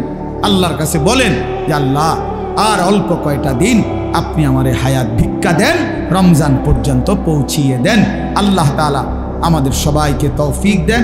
আজকের এই বরকতময় মাহফিল আল্লাহ কবুল করে নেন, আমিন। আলহামদুলিল্লাহ। اللهم أنت السلام ومنك السلام تباركت يا ذا الجلال والإكرام يا أرحم الراحمين يا أرحم الراحمين يا أرحم الراحمين ربنا ظلمنا أنفسنا وإن لم تغفر لنا وترحمنا لنكونن من الخاسرين أي الله আপনি মাফ করে দেন, أي الله আপনি মাফ করে দেন, আয় আল্লাহ আপনি মাফ করে দেন। রাত অনেক গভীর মাওলা, আয় আল্লাহ আপনি মাফ করে দেন। মেহেরবান মাওলা আপনি মাফ করে দেন। আল্লাহ আযাব দিলে আপনার কোনো লাভ নাই, মাফ করে দিলে আপনার কোনো ক্ষতি নাই, মাফ করে দিলে আপনার কমবে না, মাফ না পেলে আমাদের উপায় থাকবে না। আয় আল্লাহ আপনি আমাদেরকে মাফ করে দেন। আল্লাহ জিন্দেগির সমস্ত নাফরমানি মাফ করে দেন। আয় আল্লাহ আগামী জিন্দেগি সুন্দর করে দেন, ঈমান আমলের দৌলত দান করেন, ইজ্জত আফিয়ত দান করেন, তাকওয়া তহারত দান করেন, হিম্মত ইস্তেকামত দান করেন, দ্বীনের উপরে থাকার চলার তৌফিক দান করেন, আখিরাতের ফিকির দান করেন, কবরের ভয় দান করেন, জাহান্নামের ভয় দান করেন, জান্নাতের আশা দান করেন। আয় আল্লাহ জিন্দেগি সুন্দর করে দেন, বাকিটা হায়াত কাজে লাগাবার তৌফিক দান করেন। সেজদাওয়ালা কপাল বানিয়ে দেন, কাঁদনেওয়ালা চোখ বানিয়ে দেন, জিকিরওয়ালা জবান বানিয়ে দেন, মোহাব্বতওয়ালা দিল বানিয়ে দেন, সুন্নাতওয়ালা বন্দিগিওয়ালা জীবন বানিয়ে দেন। আল্লাহ আপনি জিন্দেগি কাজে লাগাবার তৌফিক দান করেন। আল্লাহ আমাদের সকলকে কবুল আর মঞ্জুর করেন। মাওলা আমার কিশোর যুবক ভাইগুলোকে নামাজি বানিয়ে দেন, চরিত্রবান বানিয়ে দেন। বাবা চাচা মুরব্বীদেরকে আরও বেশি নেক আমলের তৌফিক দান করেন। ওলামায়ে কেরামকে হায়াত দারাজ করেন। সমস্ত কবরবাসীদেরকে মাফ করে দেন। কিয়ামত পর্যন্ত কবরের আযাব মাফ করে দেন। কবরগুলোকে জান্নাতের টুকরা বানিয়ে দেন। আপনার নূরে রহমত দ্বারা ভরপুর করে দেন। আল্লাহ প্রত্যেকেই আমরা স্বজন হারা, মা বাপ আত্মীয় স্বজন কতজনকে হারিয়েছি। আল্লাহ প্রত্যেকটা কবরবাসীকে মাফ করে দেন। আল্লাহ কিয়ামত পর্যন্ত মাফ করে দেন। আল্লাহ অসুস্থ বিমারি যারা শিফায়ে কামেলা আজেলা দান করেন, প্রত্যেকের কামাই রুজিতে হালাল বরকত দান করেন। শহরে বন্দরে দেশে বিদেশে প্রবাসে যে যেখানে আছে সহি সালামতে নিরাপদে রাখেন, হালাল রোজগার করার তৌফিক দান করেন। প্রবাসী বাবা ভাইদেরকে ঈমান আমলের সাথে থাকার তৌফিক দান করেন। আল্লাহ আমাদের সকলকে কবুল আর মনসুর করে নেন। আয় আল্লাহ আমার দেশকে নিরাপদ করে দেন, আমার দেশকে নিরাপদ করে দেন, আমার দেশকে নিরাপদ করে দেন। আমার প্রতি ইঞ্চি মাটিকে আল্লাহ, আমার মাতৃভূমির প্রতি ইঞ্চি জমিনকে আপনি নিরাপদ করে দেন। প্রতিটা মানুষের জান মাল ইজ্জত আবরুর হেফাজত করে দেন। মওলা আল্লাহ আপনি কবুল করেন, আপনি মঞ্জুর করেন। আয় আল্লাহ সারা পৃথিবীর মজলুম মুসলমানদেরকে বিজয় দান করেন, ফিলিস্তিনের বিজয় দান করেন, গাজার বিজয় দান করেন, ইসরায়েলের ইহুদি বেঈমানদেরকে ধ্বংস করে দেন, মজলুমের বিজয় দান করেন, জালেমের পরাজয় দান করেন। আল্লাহ আপনি আমাদের সবাইকে কবুল আর মনসুর করে নেন। আয় আল্লাহ এই জাবালে নূর মডেল মাদ্রাসা আপনি কবুল করে নেন। আল্লাহ আপনি কবুল করে নেন। ভাইদের এই ইন্তজামের মধ্যে বরকত দান করেন। মাদ্রাসায় ছাত্র ছাত্রী আরও বিলায় দিয়েন। উপযুক্ত উস্তাদ শিক্ষক মিলায়া দিয়েন, এলাকাবাসীর দিল মাদ্রাসার সাথে সম্পৃক্ত করে দিয়েন। আল্লাহ আজকের এই মাহফিল বাস্তবায়ন করতে গিয়ে যে যেভাবে অংশগ্রহণ করেছে প্রত্যেককে উত্তম বিনিময় দান করেন, প্রত্যেককে উত্তম বিনিময় দান করেন। আল্লাহ ঘরের মা বোন যারা পর্দানসীন আছে সকলকে মাফ করে দেন, পর্দানসীন হিসাবে কবুল করে নেন। মা ফাতেমা রাবেয়া বসরিয়ার মতো আপনি বানিয়ে দেন। আল্লাহ রাত গভীরে আখিরি ফরিয়াদ, রমজান পর্যন্ত হায়াত ভিক্ষা দান করেন। রমজান দেখা যায় মাওলা, রমজানের গ্রাণ শোনা যায়, এত কাছে এসে বঞ্চিত কইরেন না, বঞ্চিত কইরেন না মাওলা, এতটা কাছে এনে বঞ্চিত কইরেন না। আল্লাহ ভালোবাসার অপেক্ষার মাস রমজান, আজ অনেক দিন অপেক্ষা করছি মাওলা।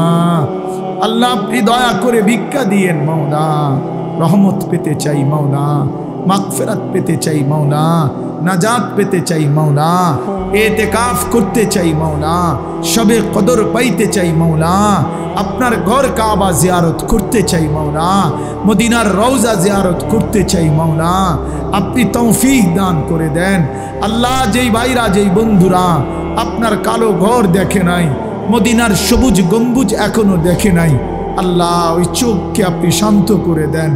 আল্লাহ করে দেখবার তৌফিক দান করেন, দেখবার তৌফিক দান করেন। আল্লাহ আপনি তৌফিক দিয়েন, আপনার ঘর না দেখাইয়া কবরে নিয়েন না মাওলা, বন্ধুর রওজা না দেখিয়ে কবরে নিয়েন না মাওলা। রব্বির হামহুমা কামা রব্বায়ানি সগীরা, রব্বির হামহুমা কামা রব্বায়ানি সগীরা। সুবহান রব্বিকা রব্বিল ইজ্জাতি আম্মা ইয়াসিফুন ওয়া সালামুন আলাল মুরসালিন ওয়ালহামদুলিল্লাহি রাব্বিল আলামিন।